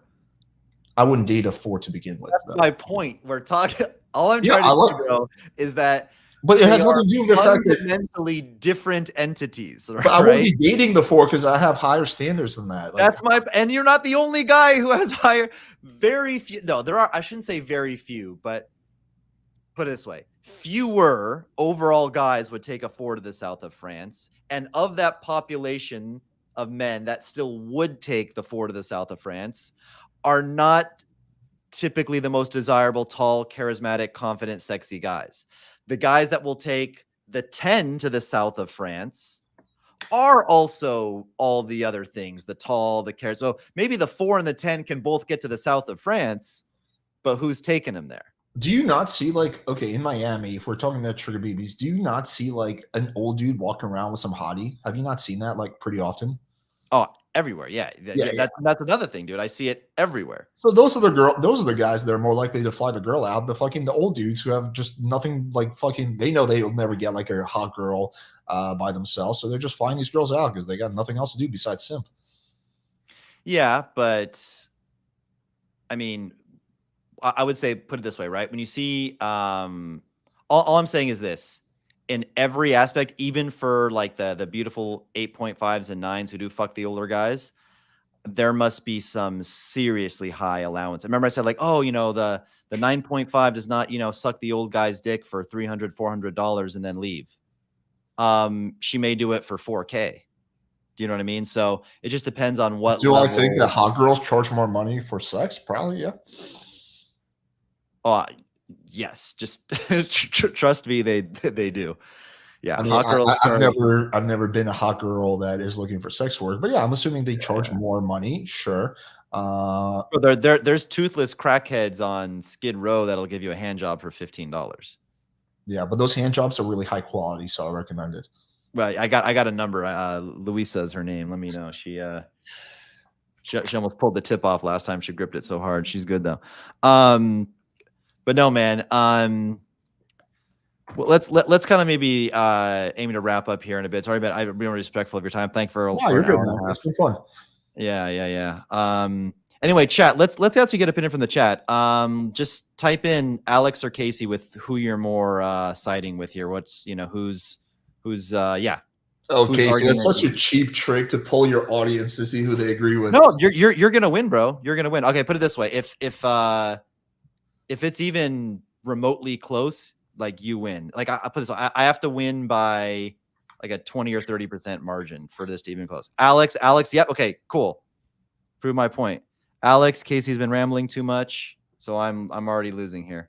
I did not expect your audience to, because I figured like your audience would have more red pill bias, and my audience would have more of like a pickup bias. Casey, okay, so you're still now we're tied. We're 3-3, kind of 50-50. Some people are 50-50. Yeah, Rollo one long. Rollo never. We literally have 3 for me, 3 for you, and 3 50-50s. Or 2 50-50s. Casey, okay, I guess I'm technically winning, but again, it's my audience, so the fact that it's even remotely neck and neck close means you win. So I'll Can I bring up another topic real quick? Sure, yeah, go for it. Or do you gotta run? No, I got as late as you go, I'll go, bro. I'm not. Yeah, I can go for a little bit longer. So I think the topic we've discussed is like requires a lot of speculation, and we've had to go off like our personal experiences and stuff like that. And we all have, even me, we all have like our, selection bias and our RAS bias, like, for example, like you and I could look at a guy who's trying to pick up a girl and he strikes out and be like, oh yeah, his game was terrible. But a black pillar could look at that same exact thing and say, oh, actually it's because of his looks, right? So we're all filtering our reality through the beliefs we already have. But I think there are some things that are a little bit more objective. So one of these, I'm just curious if you agree with this. Do you agree with the concept of alpha fucks beta bucks? Just to clarify, that means a girl when she's younger will fuck a bunch of hot guys for free. No, they don't have not to exactly. Pay. No, it's like the big thing that Rollo pushes is based on dual meaning hypothesis. The idea is that girls will settle down with a beta guy who they'll have kids with, or maybe not even have kids with, but who they'll settle down with, but they're gonna fuck the alpha guy on the side. Oh gosh. It's certainly been known to happen a lot, but especially if there's kids involved. I'm not sure if the women wants to, risk a divorce and losing the kids and stuff like that. I would say I couldn't tell you how rampant the infidelity is, but I'm sure that women who are dating, their fat beta husbands that are paying the bills go off and, fuck Tyrones and Chads sometimes. But I like, is that answer it? Or like, I don't know Yeah, to it what. seems like you don't have a strong position on it. The premise of the alpha fucks beta bucks is like, again, like these. It's said the point of this term is to explain infidelity, and the idea is that the reason that women cheat is because an alpha guy comes around, right? It's that, and they're with the beta guy. It seems like you don't have a strong position on it. And this is something that will aim for the alpha and the prime and sell down the beta. Sahaga. Yeah, I don't know. That's not what I researched, not what Rolo said about what alpha fucks. Yeah, that's what he described it as. That's what I've heard. Maybe I heard something else, but that's what I heard is that she fucks hot guys and alphas in her prime, and then when Richard Cooper talks about this, he may have a different viewpoint. Let's read this super chat real quick, and then Alex, you can elaborate. Yeah. Disagree hardcore. I'm definitely not alpha, and I've smashed over 100 girls. I smash 2 to 3 girls a week that are 7s. Casey's seen the receipt. Good chat, boys. Loving the content. Thank you, Kevin. Oh yeah, this is not my position, by the way. This is a common red pill position that I was just disagreeing with. I don't believe this at all. Okay, what do you think about hypergamy?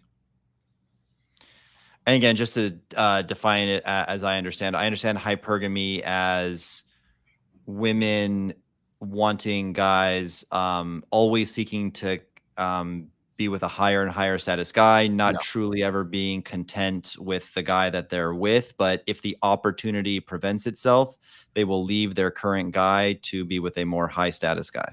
Yeah, you basically nailed it. And then another way I understand it is in the way that it manifests here, kind of an offshoot on it. Maybe you could call it something different. But whatever, is that women, wherever they kind of feel like they stand in the pecking order, which is probably inflated, they want a guy that is much higher. So if her sexual mark, like put it this way, like a man is happy with a girl on his level in general. If he's a 5, he's happy with a 5. If he's a 7, he's happy with a 7. Whereas women generally want a guy that is a few points above. And they may not be the same thing as hypergamy, but I think it's like all the women want the guys that are 7s and above, and the guys that are 7s and below are pretty much invisible type thing. Is that something you believe? Yeah. Mm-hmm. The guys who are 7s and below are invisible, and girls want. So you do agree with the premise that women are always trying to like date up, right? Of course, yeah. I'm going to pull up a little graphic that you've probably already seen it, but we'll just the chat will get some value out of it too. Hypergamy chart. I'll just share my screen if I can find it. Yep, I found it. Do you think like when a woman leaves a guy, like let's say she's in a relationship, she leaves the guy, that the majority of the time the guy that she leaves him for is going to be a higher value guy? Yes, almost all the time. Okay. Yeah, I would disagree with that. If you look at like this all based on the dual meaning hypothesis, which is something that David Buss is prominent. Sorry to interrupt real quick, but this is what I was talking about. Whereas men will go like 1 up, 1 across, 1 down, 1 up, 1 across, 1 down. Whereas women, they all want to go to this, like top 3 guys. Sorry, are we talking about they want to go or they go? Because those are different questions. Let's just say that they want to go, but I would say in general, the majority, like let's say this woman here, this would be like the 5 on the chart. I would say in the West, and probably most of the world too, honestly, but at least in the West, this 5 is dating a guy who is has greater self-awareness, more self-confidence, less mental health problems, makes a lot more money, is in better physical shape than her, and may have a better bone structure than her, like as well. And she's gonna look at the guy across from her like a cockroach. And yeah, generally, if I go out, in Miami, I see this huge, disparate proportion of like women dating up, and men dating down. Yeah. So hypergamy, I would agree with you that most people want to date up, right? like you would think that if do you have a girlfriend or no? Me, no. Okay, let's say you get a girlfriend and you break up with her. You would probably want to date a girl hotter than her. Like everyone always wants to reach higher. Like let's say you start making 7 figures, you probably want to make 8 figures, right? Everyone wants more or higher quality, but the hypergamy is based around what people do, not what people want to do, which I think is a very different type of question. And so, in terms of people are all these girls like dating up? That's just like mathematically impossible. Can you pull up the chart again? Yeah. I think it will help narrate this. And I already have a comeback for what you're going to say, but go ahead and say it. So the majority of guys like to get shit on their chest, and then I think that it happens when the girl. Yeah, what's your comeback to that, bitch?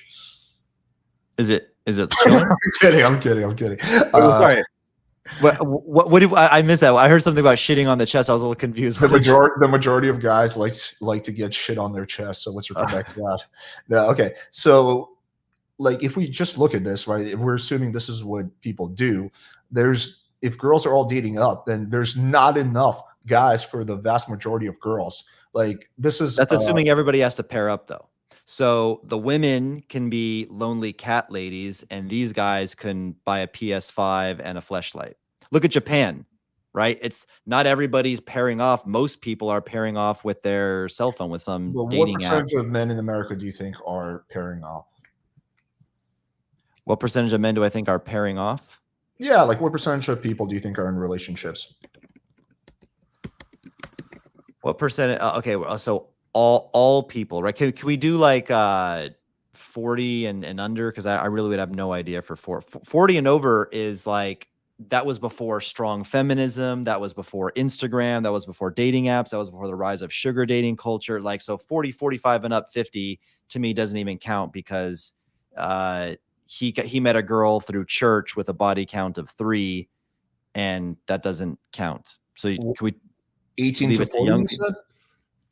Let's see. Can we do 18 to 35? Can you get ChatGPT? By the way, if you're looking for a stat, ChatGPT is pretty quick on stats. I would not trust ChatGPT, but yeah. For like census data and like looking up shit that's provided. Okay, so yeah, so about 41% of people between the ages of 18 and 29 in the United States are single.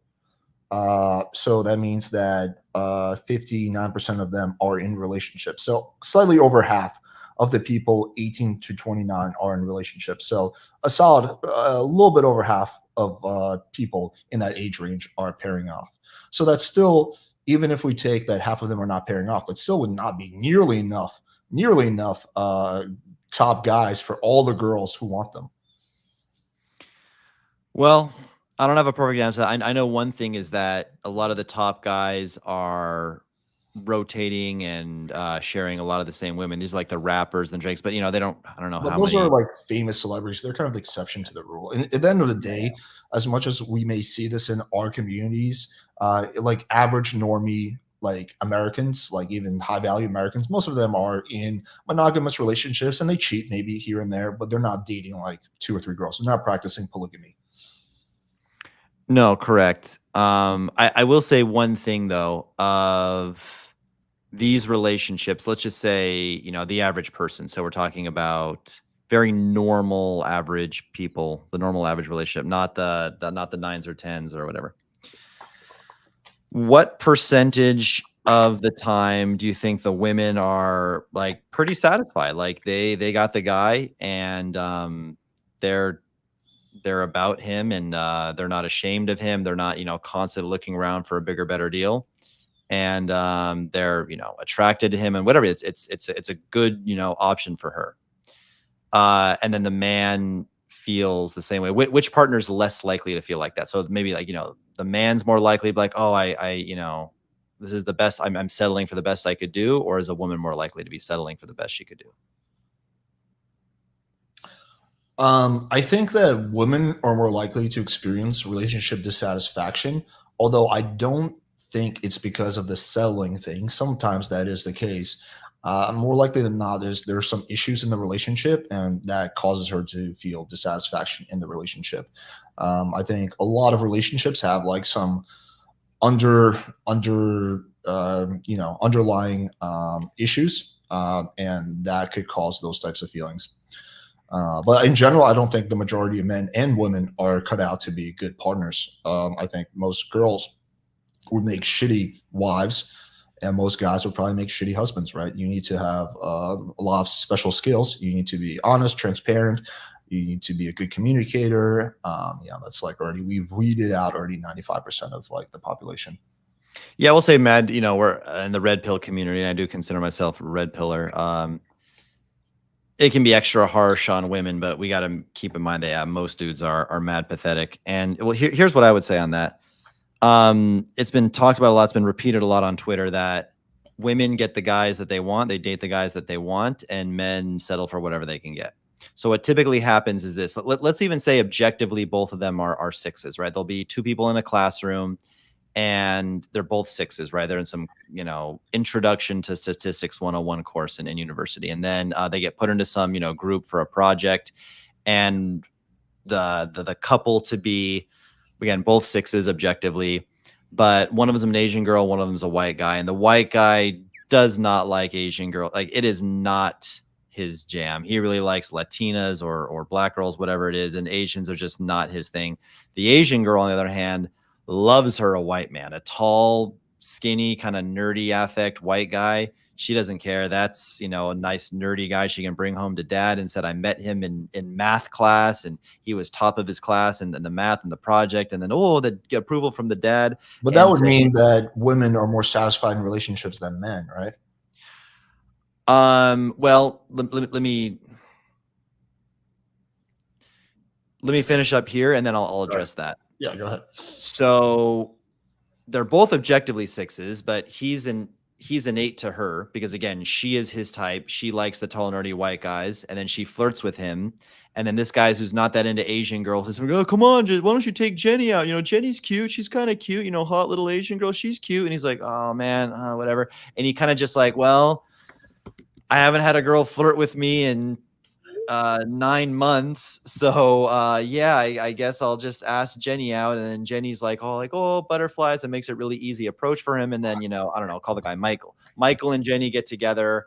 And again, Michael isn't Jenny's first choice. She would be with, I don't know, Chris Hemsworth or Brad Pitt in his prime if she had her absolute first choice.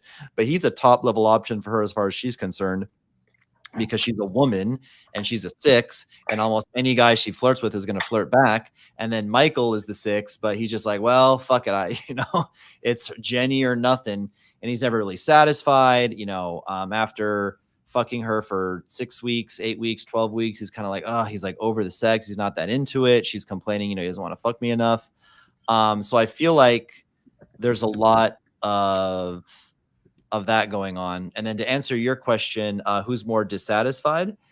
At one point it's kind of paradoxical, right? Because there's two sides. At one point, men are just taking, whoever they can get, but their standards are so low, and they just, the average blue-pilled guy is like, oh, I'm a male feminist, and women have had it so hard. And even though he's just kind of taking what he can get, he's kind of brainwashed into putting her on a pedestal and kind of like tricking himself or like psyching himself into thinking like, oh, it's so great.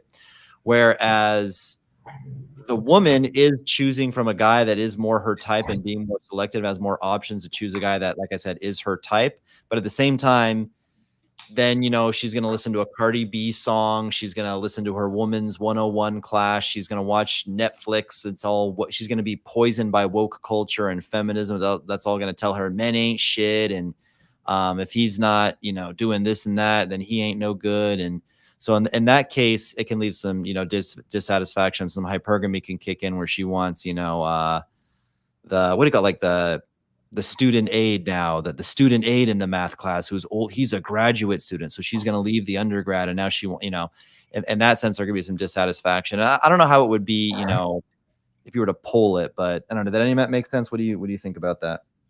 Well, I just was looking this up. It says that women are slightly more dissatisfied in marriages than men, but it's not a big difference. So it's about even. Do I think women, well, like, I think the implication, what you're saying is that men would be a lot more dissatisfied in relationships, and it doesn't seem like any data supports that. I think that we gotta worry, like, something you can get from the US Census that's like a number is data, but like you also got to understand, even if women are more dissatisfied according to like actual studies and like their real studies, sure, let's say that. Slightly You more. got you got to think of it like who has more of a right to be dissatisfied. Like I guess dudes are mad pathetic, Well, and that maybe is a different question, and that is a subjective question. Who has a right? Maybe men do have more right to be dissatisfied. I don't know. That's I've never really thought about that. I'm just talking about what is, not the why for what because is. like would you agree to this that like I have this theory that the list, let's do the men first, right? The list of men to get like one of these like top level girls, really difficult girls. Let's just say even a 7, let's lower the bar, even a 7 or above. A guy has to be, at least 5'10", 5'11", make at least 100, 150 grand a year. No, I Be, disagree with everything you just said. all I right. think Well, the guy needs to be confident. The guy needs to be assertive. The guy needs to have good social skills, and the guy needs to be able to run through a good amount of volume. And I think that's about it. okay. I So he has think to work on his social skills a lot, make some effort, whether it's cold approach pickup or at some point work on his social skills a lot. You said have good social skills. have good Uh, social skills, be confident. Acquire a lot of experience, have a lot of confidence. Does he have to be at least in pretty good shape? I think that, yeah, generally speaking, Generally speaking, he has to be in pretty he good shouldn't be shape. fat. He shouldn't be Uh, fat or broke. Yeah, yeah. He can't be like a total dumbass. He has to have some level of intelligence. He has to have some uh, level. would disagree with that one. He can be a Okay. total dumb fuck. At least kind of a likable personality at some point, right? That would go with good social skills. Okay, sure. I mean, I can go on and on, but let's leave it at that. We have quite a list. I would argue that for a woman. So what did we say? Like it was like 7 or 8 characteristics, that the confidence, he can't be a midget. He has to be like, some level of height. We talked about social skills, at least some level of ambition and money. He can't be making, 20, 30K a month. He has to be making at least 70, 80, 90 grand a year, I would say. If he's average height and he's average money, he can get those girls with the characteristics I mentioned. Yeah. Okay. So we came up with like, 6 or 7. We don't need to go through and like name them again. I can pull up some more here in a second. Let me just see real quick. I have this stuff listed out, but I'll talk about the woman as I'm pulling up stuff. I have a note here for like more of like the men stuff. But yeah, I would argue that those 6 or 7 characteristics that made it attractive for a man. Here's what a woman has to do. 1, be hot. That's it. Yeah. Like what I was gonna say is, but here, be hot is kind of like whatever. But just say, go to the gym, do a lot of squats, a lot of hamstrings, a lot of Romanian like get your legs and your butt toned. Again, the little, the exercise where they put the bar and they like hump and then like the bar goes up and like works. Like do the glute exercises, do the squats, do the hamstrings, get a sexy toned lower body. Don't eat like an absolute land whale. Just like eat until you're 60, 70% full and then stop eating. And don't have an abhorrently super annoying personality. You do those 3 things. I would even argue, because face is subjective, right? Like there are objectively uglier faces and objectively hotter faces, but if you're anywhere from the face, like most faces, and I even know guys, maybe have you ever met a guy that's like, face, what's a face? Like they only care about body. I've met a lot of guys that you only care about body. 90%, yeah. Okay, so face you can't fix. You can do some work on your face, but you agree that face is you're kind of born with it. But a lot of guys don't care about face. So case in point, let's talk about getting a top level guy, right? If a girl just does those things, the squats, the lower body workout, don't eat like a land whale, and doesn't have an ultimately like super annoying personality, she can get not just a 7 of a guy, she can get a top level guy. If she's a little bit dumb, if she doesn't have great self-confidence, if she's not a great problem solver, if she's not super witty or interesting to talk to, none of that matters. I agree. Yeah, I agree with that part. But that's a little bit different than we were talking about earlier. But yeah, I agree with that part. Yeah. Why more people, like who's, settling more, or I don't know. I forget how we even got into that topic. Because men and women care about different things, though, when it comes to dating. Like, men are much more focused on looks than women are. Like, women, like a man doesn't really care how confident and charismatic his girlfriend is. I mean, it might be a plus, but it's not like a big thing. Versus a woman really cares about how confident her man is. So men and women look for different things when it comes to dating. True, but I think, you know, a 3-step checklist is, and let's take it a step above here. Let's say getting a top level person, right? It's a lot easier for a woman to get her foot in the door and start the relationship. Yeah, I'll grant that. But I mean, not even get the foot in the door again. We started the conversation with getting a 7. If we make the conversation about getting like, you know, a 9 or a 10, then we have to throw in, you guy has to be super muscular and have low body fat, and, you know, generally, I mean, he doesn't have to have every one of these things, but probably, you know, 90% of these, you know, tall, wealthy. And let me just say one thing here. Do you agree? And again, if you want to talk about, you know, your famous like studies, pull up studies, we can pull. They're not my studies. I didn't conduct them. These are studies that are just available online.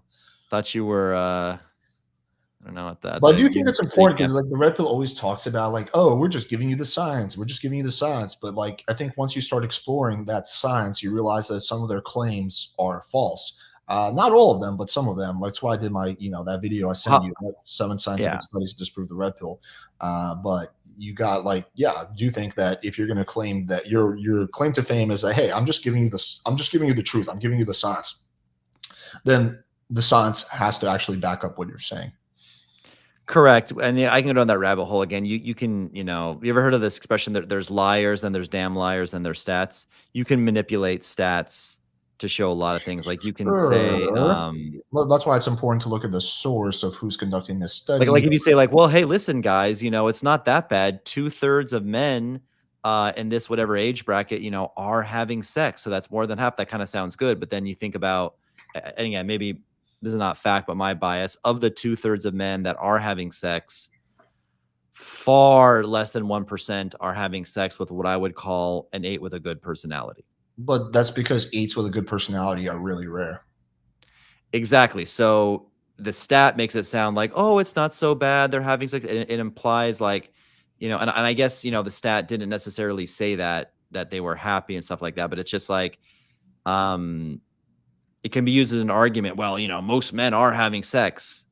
And it sounds like you just made a point, but you actually didn't, because most men aren't having sex with, I mean, most men are fucking war pigs and swamp creatures. Let's be honest. That's what most there's men a difference between most men are not having sex with 8s and above, and most men are having sex with like fucking creatures.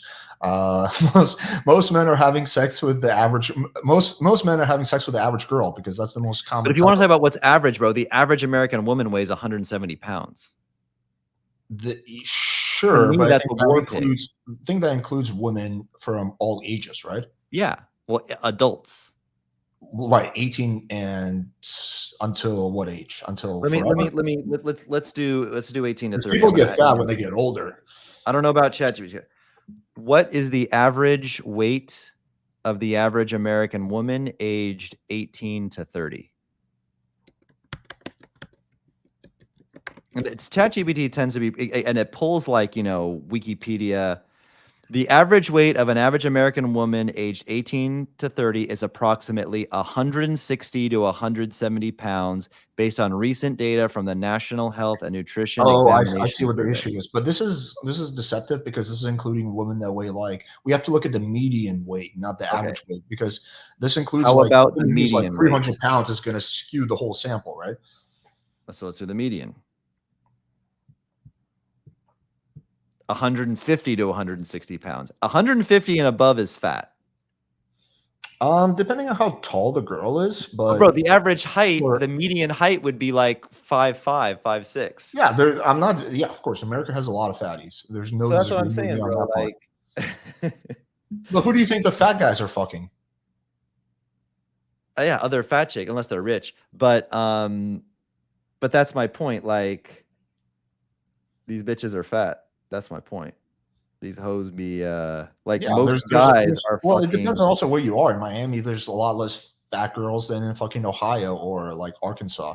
Yes, but it's also easier to pick up a girl in Arkansas than it is to pick up a girl in Miami, right? Like the guy who can pick up girls in Arkansas and do okay on a night out is going to go to, what's the outdoor place you used to bring your dog to? The Wharf. The little college kid, whatever, who's able to pull fives. I don't know. An Arkansas 5 is a Miami 1, by the way. Let's just be honest. An Arkansas 5 is a Miami 1. So the guy in Arkansas who's pulling, an Arkansas 5 and 6 is going to go to the Wharf and think he's entered a different time. I want to talk about one thing too.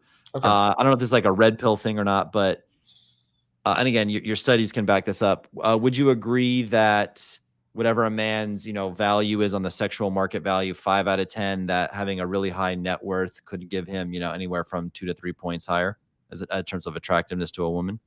No. If he's paying for it, then yeah. But aside from that, no. I think status can. But not money. No. I think there's a big difference between fame and status compared to money. Yeah. Well, I've just seen too many rich guys struggle.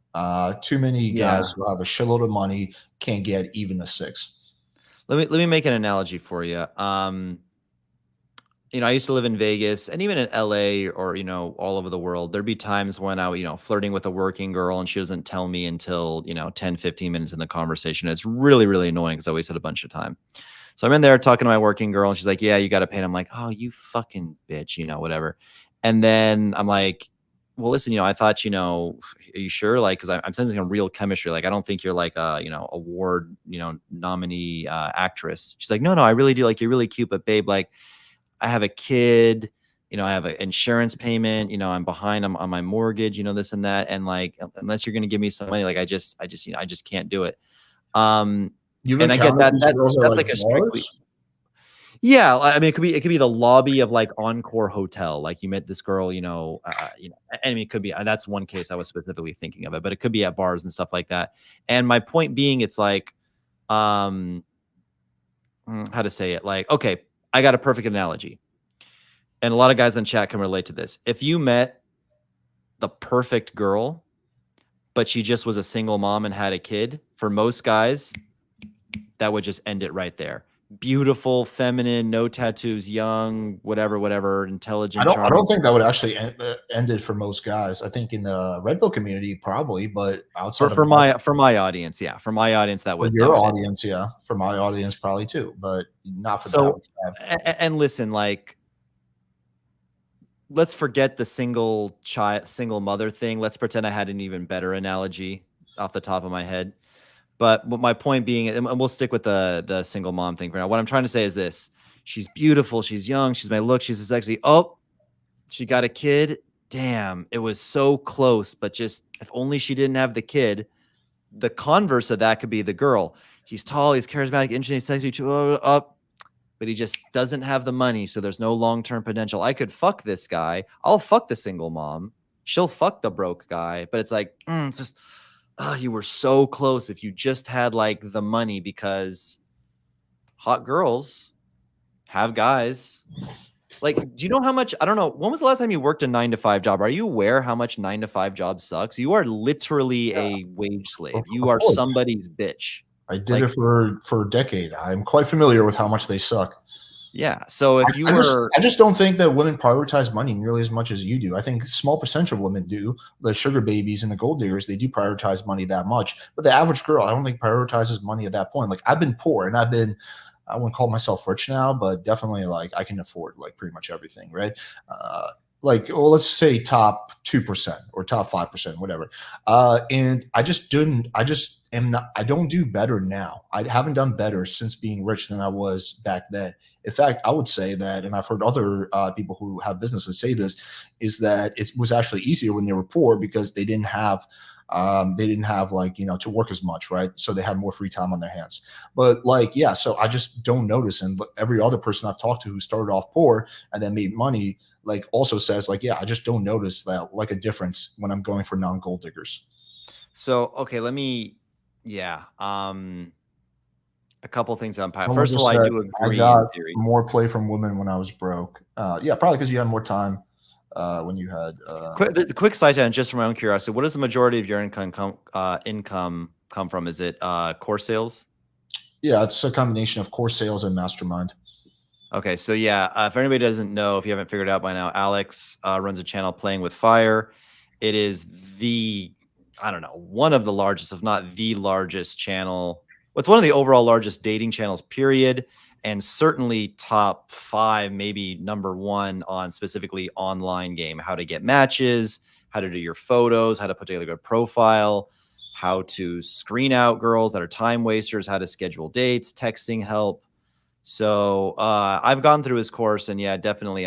We'll put a link in the description if you wanna text me on WhatsApp a link to it. I'll put it in a comment and pin it or something like that, so people can find your course. But I appreciate that. Although to be fair, I don't think I'm one of the biggest. I wish I was, but you got like Bezos, and you got like How to Beast, and you got those fucking. but they don't focus on specifically online dating. Base Zeus is they're kind of pivoting towards that now, I would say.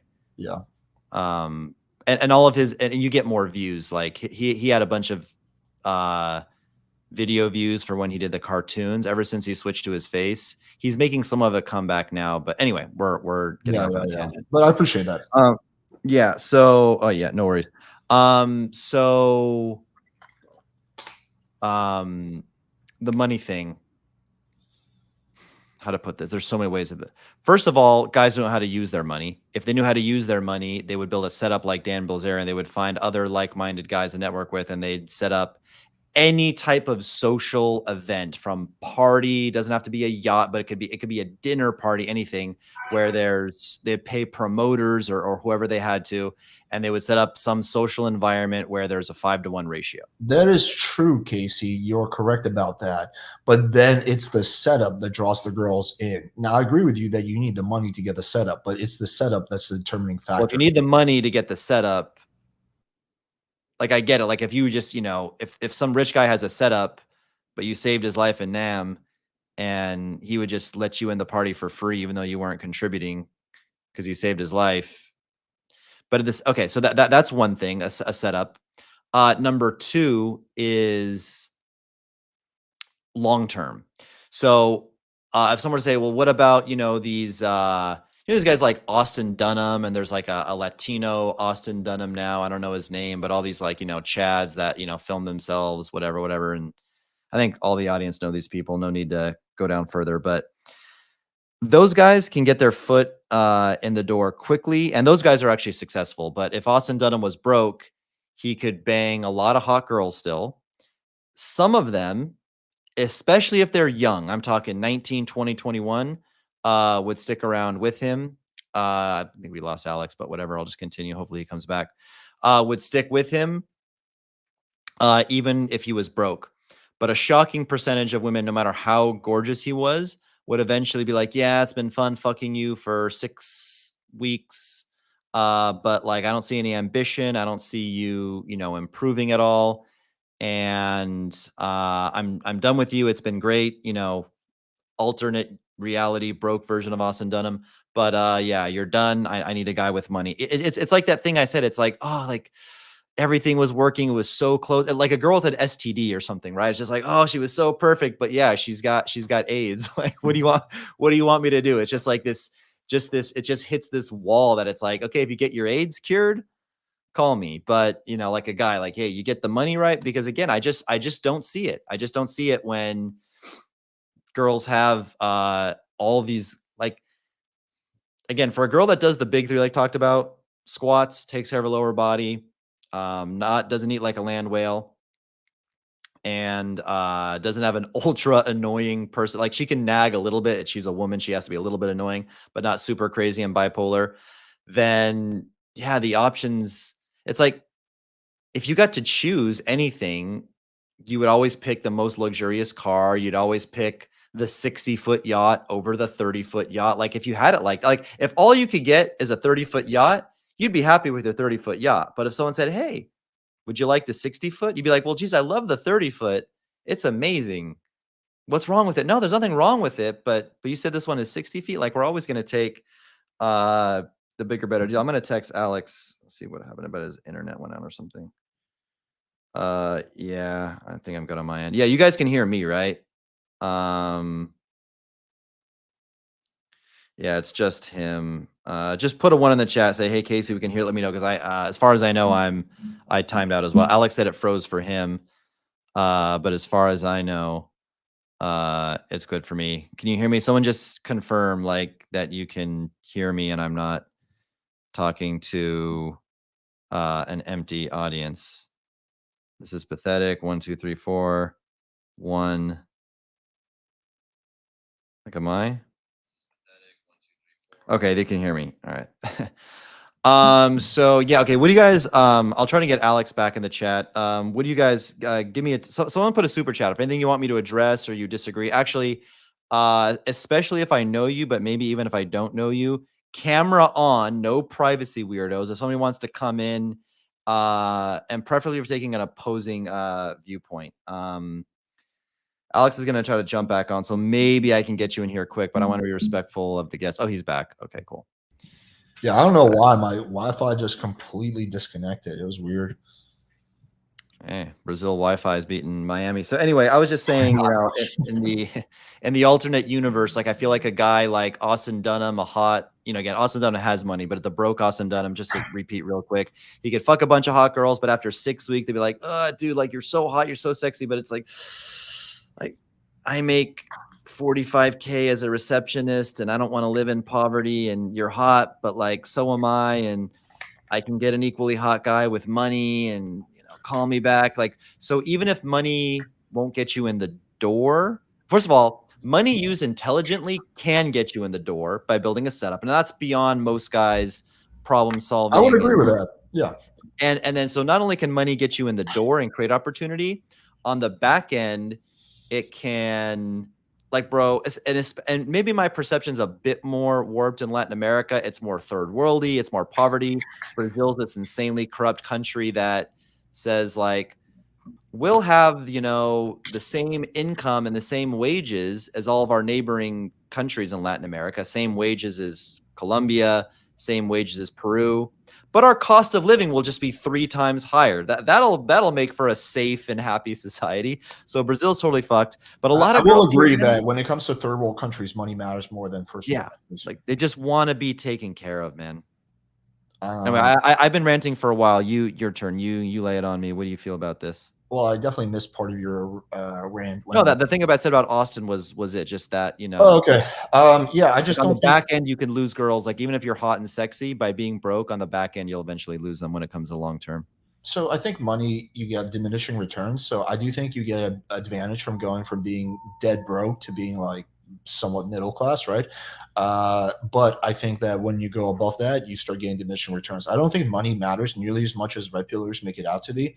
Again, because of diminishing returns. I think red pillars quite often get money confused for clout or fame or status, right? And I do think that clout, fame, status really do make a big difference. So you get like a big difference if you're like, let's say you're a E-list celebrity and you go from E-list to A-list, you will get a pretty big boost in your dating potential. But let's say you're making, let's say $500,000 a year, and you go from that to making $500 million a year. I don't think you're going to get a big increase in your success with women. It's going to be a diminishing return. Yeah, no, I totally agree with that. It's just, it's enough to live like damn comfortably, whatever damn comfortably is. 350K, 650K, somewhere in that range is what I would call like damn comfortably. Money's cool. I think that people should strive to make as much money as possible, unless they're working in like a nonprofit or something. But I think that I see too many guys who think that, yeah, once I fix my finances, then, you know, the dating part will take care of itself, and then never works out that way. So make money for yourself so you can have a better life. And so you could have, I think money, well, one thing that money does get you is freedom. It gives you a lot of freedom. Like you know, you don't if you have $1 million, you don't like what your boss says, you can quit that job. You don't give a shit, right? Versus if you don't have any money, you have to work a job that you potentially might hate. You want to travel, you can do it, right? You don't have to like save up. You want to get this, you want to do that. Like, and money gives you a lot of freedom. But in terms of like success with women, yeah, I just don't think that it's going to get you nearly as much as I think that red pillars make it out to be. Once there's a caveat, once you get past the point of middle class or something like that, I think that yeah, there's going to be a bump from poor to middle class, but after that, it's just massive diminishing returns. Yeah, and we do agree on the caveat of knowing how to use it. Like, for instance, if some guy paid you to be his one-on-one texting coach, he paid me to do the photo shoots, he paid you to, you went through his course, and then he paid me to set up 6 Instagram accounts and 6 Tinder accounts with 6 different online dating virtual assistants, just bringing him lead after lead after lead. And then you would coach him on the dates. You'd have an earpiece in his ear, but most guys don't have the humility to, like we are as dating coaches. It's kind of this fucked niche because, to make a long story short, there's a famous YouTuber and I'm dating the same girl, his ex-girlfriend. And this guy like actually dated this girl. He was a super high value guy in a foreign country where he could be getting a lot of girls. And I'm just kind of like smashing her on the side. This is a side tangent for anyone who hasn't heard it. Alex, you may not have heard this. I'll tell you the story later, but I got some nasty burns on my penis from a cooking accident. So I can't even really fully use my dick. Yeah. Well, we'll talk about that later. Were you cooking with your dick out? Wait, I want to hear more about I'll this. tell the story in a second, but just to wrap up, my point being is like, this guy should have the humility to pay a dating coach like me or Alex. The second we say we're dating, I'll speak for you too as well, because I'm sure you get it. The second you're in like some group chat or anywhere, people tend to hate on dating coaches, call us, scammers and frauds and stuff like that. But this ex-girlfriend that he like fully had like wifed up and, was giving the world for a while. So like, this girl is such a hoe. She has so many red flags in her personality. She cries all the time. She's on antidepressants, extremely emotionally unstable. I can go on and on.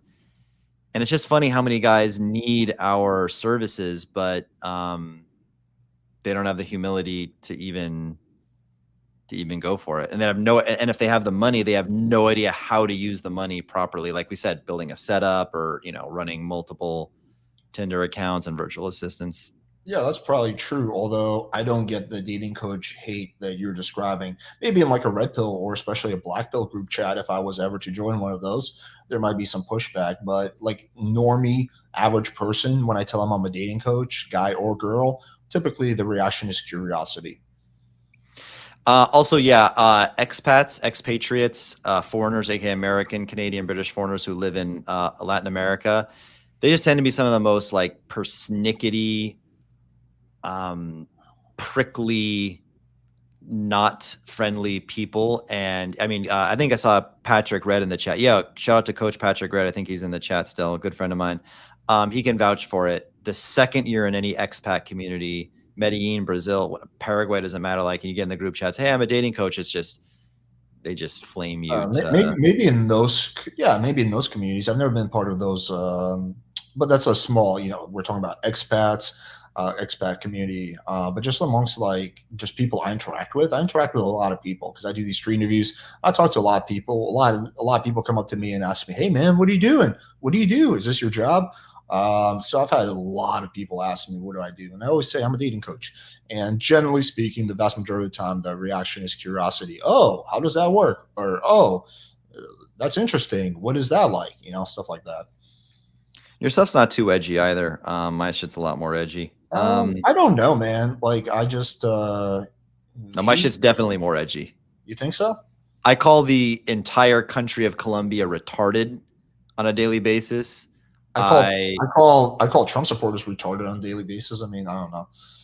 But that's like almost a good thing. You know what I mean? That's like virtue signaling in a way almost. That's like put it this way. Like if I wore a shirt that said every Colombian is retarded, I guess it depends where you wear your Yeah, you probably get punched in the face. Yeah, sure. Yeah, maybe your shit is more edgy. I don't know. I haven't watched enough of your content. Especially also from a standpoint of big tech, right? Like me saying like, yeah, Colombians have an IQ of 83. I'm surprised they can even chew gum and walk at the same time. All the girls are Tusi whores. The men are effeminate and weird and broke. And yeah, it's like the worst culture and the worst people, and fuck everybody from Medellin is probably. I thought you liked Medellin. I thought you enjoyed being there and you enjoyed the So girls. yeah, let me get my little spiel on that. If you haven't noticed, cultures, due to many reasons, change overnight now, right? I'm listening. I'm just gonna get another bottle of water. Sure, yeah. At one point it was okay to be white in America. Now being a heterosexual, cisgendered, unvaccinated white man who holds conservative political beliefs is damn near illegal. It's certainly a taboo in many places. Not the South, but like that's not true at all. You can totally be every single one of those things. bro, if oh my God. If I was to just make small talk with New Yorkers or people in Oregon or people in Los Angeles where I'm from and let it, slip out that like I support Biden and Harris and I'm a vegan and, my penis is 3 inches, because of my vegan diet and all the penis soy. part. But we did a video where we asked girls, would you rather hook up with a Trump supporter or Biden supporter? 2 out of 3 girls said a Trump supporter. And this is in Miami, Bro, which is like. do you know there was a poll that said, again, we can debate data, studies, surveys, a poll. We can look into the validity of this later, and I can look it up. Someone in the chat can maybe pull it up. I'm just going off like a string of your idea. I'm just going off anecdotal. Well, I'm saying, let me hear what I'm saying. And no, Kali, I'm not fucking vaccinated, okay? There was some survey conducted where they surveyed a bunch of black people, and the question was, is it okay to be white? And like 51% said no, it's not okay to be white. 49%, yeah. Is it okay to be white? Like, you can't help how you're born, first of all. Second of all, dumb. Of course it's okay to be white. But 51% of the people that they polled said no, it's not okay to be white. I would need to see that poll. I'm having a hard time believing. Anyway, all I'm trying to say is like, the world changes quickly. We're getting off. We're finding more things we can argue on. But my point being was like, social media came out of nowhere. The world got locked down and made us more antisocial out of nowhere. Defund the police, like pay for play, sugar sites. Like, there was no such thing as sugar daddies and sugar sites 20 years. Like, we can agree the world changes really, really quickly. So another example of that. Sorry, can I just add one more thing? You got me in debate mode. Defund the police is not like a common position on the left. This is like some extreme fringe lefties. Like, no serious Democrat believes in defund the police. But like, anyway. Okay. Medellin changed a lot. When I first got there, to be frank, it still wasn't gringo friendly.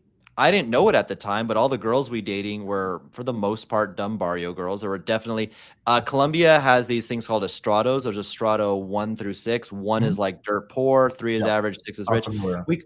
We can get an estrado 4 girl once in a while. We could get a girl that never considered doing sex work ever once in a while. And it was just known that, gringos would get some hot girls from English-speaking backgrounds, like they were educated in London, or I don't know, somehow learned English from good families once in a while. Then it was like, I don't know if there was like 20% of those girls were available to gringos. The next year it was 17, 14, 10, 11. Now it's like basically 0. Any girl that is willing to date a gringo there, and I do mean 99.9% of them. Now, there's girls from the coast. There's girls from Venezuela. There's an odd Brazilian there too. I'm not talking about those girls. The girls specifically born and raised in Medellin. And if you can look at like anyone in the chat who's like thinking that, like, going to be an idiot and disagree with me before I'll even cut you off, go to my videos and watch 80% of the comments agree with everything I say.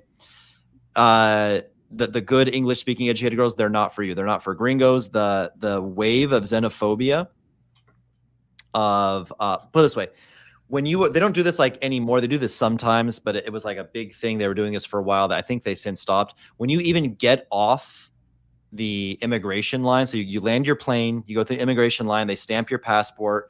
The room you walk out of, there's people. One time the mayor was there handing out pamphlets that say, just in case you're here for sexual tourism, don't do it. Don't even think about it. Imagine if we had waiting at the border from Mexico. Yeah, like, don't be in the cartel, don't murder people and slang coke. Or what if we had, I don't know, if you were coming from a plane from Afghanistan, we said, hey, don't do any Muslim extremists, Well, don't bomb anything. we do have our former president, who might be our next president, saying that yeah, they're sending over their criminals, they're retarded people, the people from the insane asylum. There's probably some good people there. So we have a former president saying this stuff, not even like a mayor or a pamphlet. Okay, but whatever.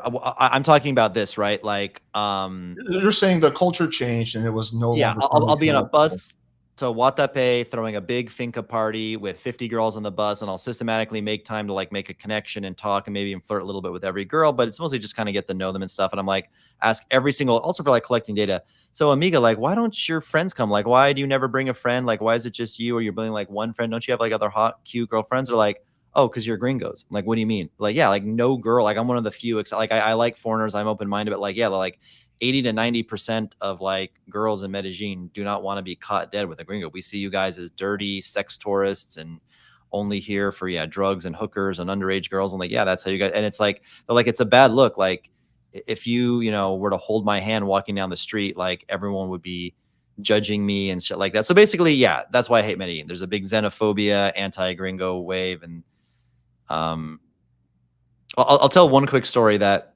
my audience may know, but I'll make it real quick. There was a guy driving a gas truck. This actually wasn't Medellin. It was another city in Colombia, I believe, but he's all Colombians are really low IQ. And he crashed the truck, flipped over, and he was okay. So it's like this horrible wreckage, and the truck flipped over, but somehow by miracle he's okay. People from the town come over like, hey, what happened? We heard a commotion. He goes, oh man, like, miracle, I'm okay, but the whole gas truck flipped over, and it's a miracle I'm in one piece and nothing blew up, but don't get anywhere near it. They're like, you said it was a gas truck you were driving there? Yeah. Can you imagine, like, gas truck, like, but I'm okay, and for miracle someone loves me up there. They go, oh, gas truck, we'll be right back. They leave, they come back with axes, hammers, shovels, whatever they can find, and buckets. They start hitting at this fucking truck, trying to extract the gasoline out of it. He's like, are you guys idiots? This is gasoline. Like, the tiniest spark, the tiniest thing could set this off. There's all this heat from the engine, like metal, friction, like other cars piled up. Like, there's so much heat, and you're trying to like bring, like, no, don't do this. You're retarded. They keep going at it. Some genius decides to pull the car battery out of the truck. It sparks. They all explode. Like 30, 40 people explode. And then another 10, 15 get like horribly burned. And yeah, just like, it's like the Darwin Awards, exemplified. You have a lot Really, more really experience in Medellin than I do, and I'm sure poverty causes people to do all kinds of dumb, fucked up shit. Yeah, maybe that's the case. I don't know. I went to Medellin last time about 2 years ago. I didn't really notice any kind of like white man hate, but maybe it's changed. Yeah, I don't know. I can't really speak on that. What's the story of how you burn your dick while cooking? That's a more interesting one. Yeah. So, all Latina women have a really high sex drive. I mean, generally speaking, not on the individual level. Generally true. Yeah. Generally, Latino women have the highest sex drives, especially Brazilian women. It's the most sexual country in the world by far. And, I cook. I like to cook. I use it as a screening test to see, who's DTF. If they'll come straight over and let you cook for them, 90% they're going to get fucked. And it was one of those situations. Girls had her favorite food was carbonara, which I lucked out because even with my limited kitchen supplies in the Airbnb, I had enough to do a carbonara, which you have to sweat out a lot of hot oil from this fat called guanciale. I used bacon because you can't really find guanciale. So I'm like simmering the bacon, getting ready to, finish it. Then you got to add like, cheese and noodles and Parmesan and egg yolks, whip it all up. That's to make a carbonara. And she just thought it was so sexy, a guy cooking for her, this new thing. She had never really experienced anything like that before. And she couldn't really wait to show her appreciation. And as we're cooking with hot oil on the stove, she starts to, grab me and kiss me, take my clothes off, give me a blowjob and this and that. And, things just got a little out of hand. And the hot pan got bumped and, flung hot oil. Happened to hit the base of my penis. I got it. It hit the head of it. But yeah, it hit the base of my penis. And Damn. I put out a video.